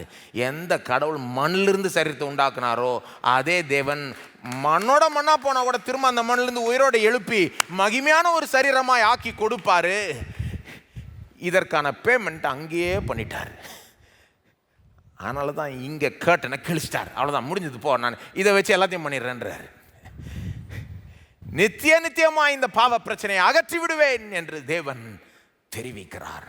இதுதான் சிலுவையினுடைய மகிமை பாருங்க. அதனால தான் பரலோகத்தில் கூட நாம் ஒருபோதும் சிலுவையை மறக்க மாட்டோம். தொடர்ந்து அடிக்கப்பட்ட ஆட்டுக்குட்டியானவரை துதிப்போம், போற்றி புகழுவோம். தெரியுமா உங்களுக்கு? பரலோகத்தில் கூட நாம் சிலுவையை மறக்க மாட்டோம். சிலுவையை எண்ணி பார்ப்போம். சிலுவை நிமித்தமாக இயேசுவை ஆராதிப்போம். அடிக்கப்பட்ட ஆட்டுக்குட்டியானவர்னு சொல்லி கூட ஆராதிப்போம். தெரியுமா உங்களுக்கு? வெளிப்படுத்தலாம் அப்படியே இருக்கு வசனம். சிலர் நினச்சிக்கிறாங்க சிலுவை வந்து என்ட்ரிக்கு தேவை. எப்படி? என்ட்ரி டிக்கெட் மாதிரி. அப்புறம் உள்ளே நுழைஞ்சிட்ட பிறகு அது ஒன்றும் பெருசா தேவையில்லைன்னு சிலர் இயேசுவே அப்படி நினைக்கிறாங்க. இயேசு வந்து கதவு மாதிரிங்க, வழி மாதிரிங்க. கதவு வழியாக நுழைஞ்சிட்டா அதுக்கப்புறம் நம்ம ஹாலுக்கு போகலாம், டைனிங் ரூம் போகலாம், பெட்ரூம் போகலாம் இல்லையா? அந்த மாதிரி இயேசு வழியாக கடவுள்கிட்ட போயிட்டா அதுக்கப்புறம் இயேசுயும் தாண்டி அட்வான்ஸாக போயிடலாமா? தப்பு. இயேசு தான் கதவுன்னு மட்டும் இல்லை, இயேசு தான் வழி, இயேசு தான் கதவு, இயேசு தான் ஹாலும், லிவிங் ரூமும், டைனிங் ரூமும், பெட்ரூமும், வீடே இயேசு தாங்க. போங்க, எல்லாமே இயேசு தான். அவரை தாண்டி அட்வான்ஸாலாம் போக முடியாதுங்க. சிலருக்கெல்லாம் வந்து இதெல்லாம் ரொம்ப மத்தேயு, மார்க்கு, லூக்கா, யோவானே ரொம்ப சின்ன பிள்ளை பாடம் மாதிரி இது அவங்களுக்கு. இதை யாருங்க எடுப்பா அப்படின்வாங்க. ஏன்னா அவங்களுக்கு வந்து என்னமோ இதெல்லாம் தாண்டி ரொம்ப அட்வான்ஸாக போயிடலான்ற மாதிரி. அதனால தான் பார்த்தீங்கன்னா சில நேரம் கிறிஸ்தவர்களுடைய மைண்ட் செட் எப்படின்னா, சிலுவை வந்து ரட்சிக்கப்படுறதுக்கு ரொம்ப முக்கியம், அதுக்கப்புறம் ரொம்ப அட்வான்ஸாக, என்னத்தை அட்வான்ஸாக போகிறது? இதை விட்டு அட்வான்ஸாக போகவே மாட்டோங்க. வெளிப்படுத்தலையும் பரலோகத்தில் இருக்கிறப்போவும் சிலுவையை நினச்சி அவரை தூச்சிக்கிட்டு இருப்போம். அப்படி தான் வேதம் போதிக்குது. ஏன்னா அதனால தான் கடைசி வரைக்கும் நம்மளை கொண்டு போய் சேர்க்கிறார். வெளிப்படுத்தல் 5ஆம் அதிகாரம் பாருங்கள். சிலர் இயேசு மட்டும் கம்யூனியனை அனுசரிங்கன்னு சொல்லலைன்னா சிலுவையை மறந்தே போயிட்டுருப்பாங்க. அவ்வளோதான், முடிஞ்சது கதை. அது எங்கேயோ போயிட்டுருக்கோம். ஏன்னா அவங்கள பொறுத்த வரைக்கும் வேறு எங்கேயும் வேறு ரொம்ப அட்வான்ஸெல்லாம் என்னென்னமோ இருக்குது அவங்க மைண்டில்.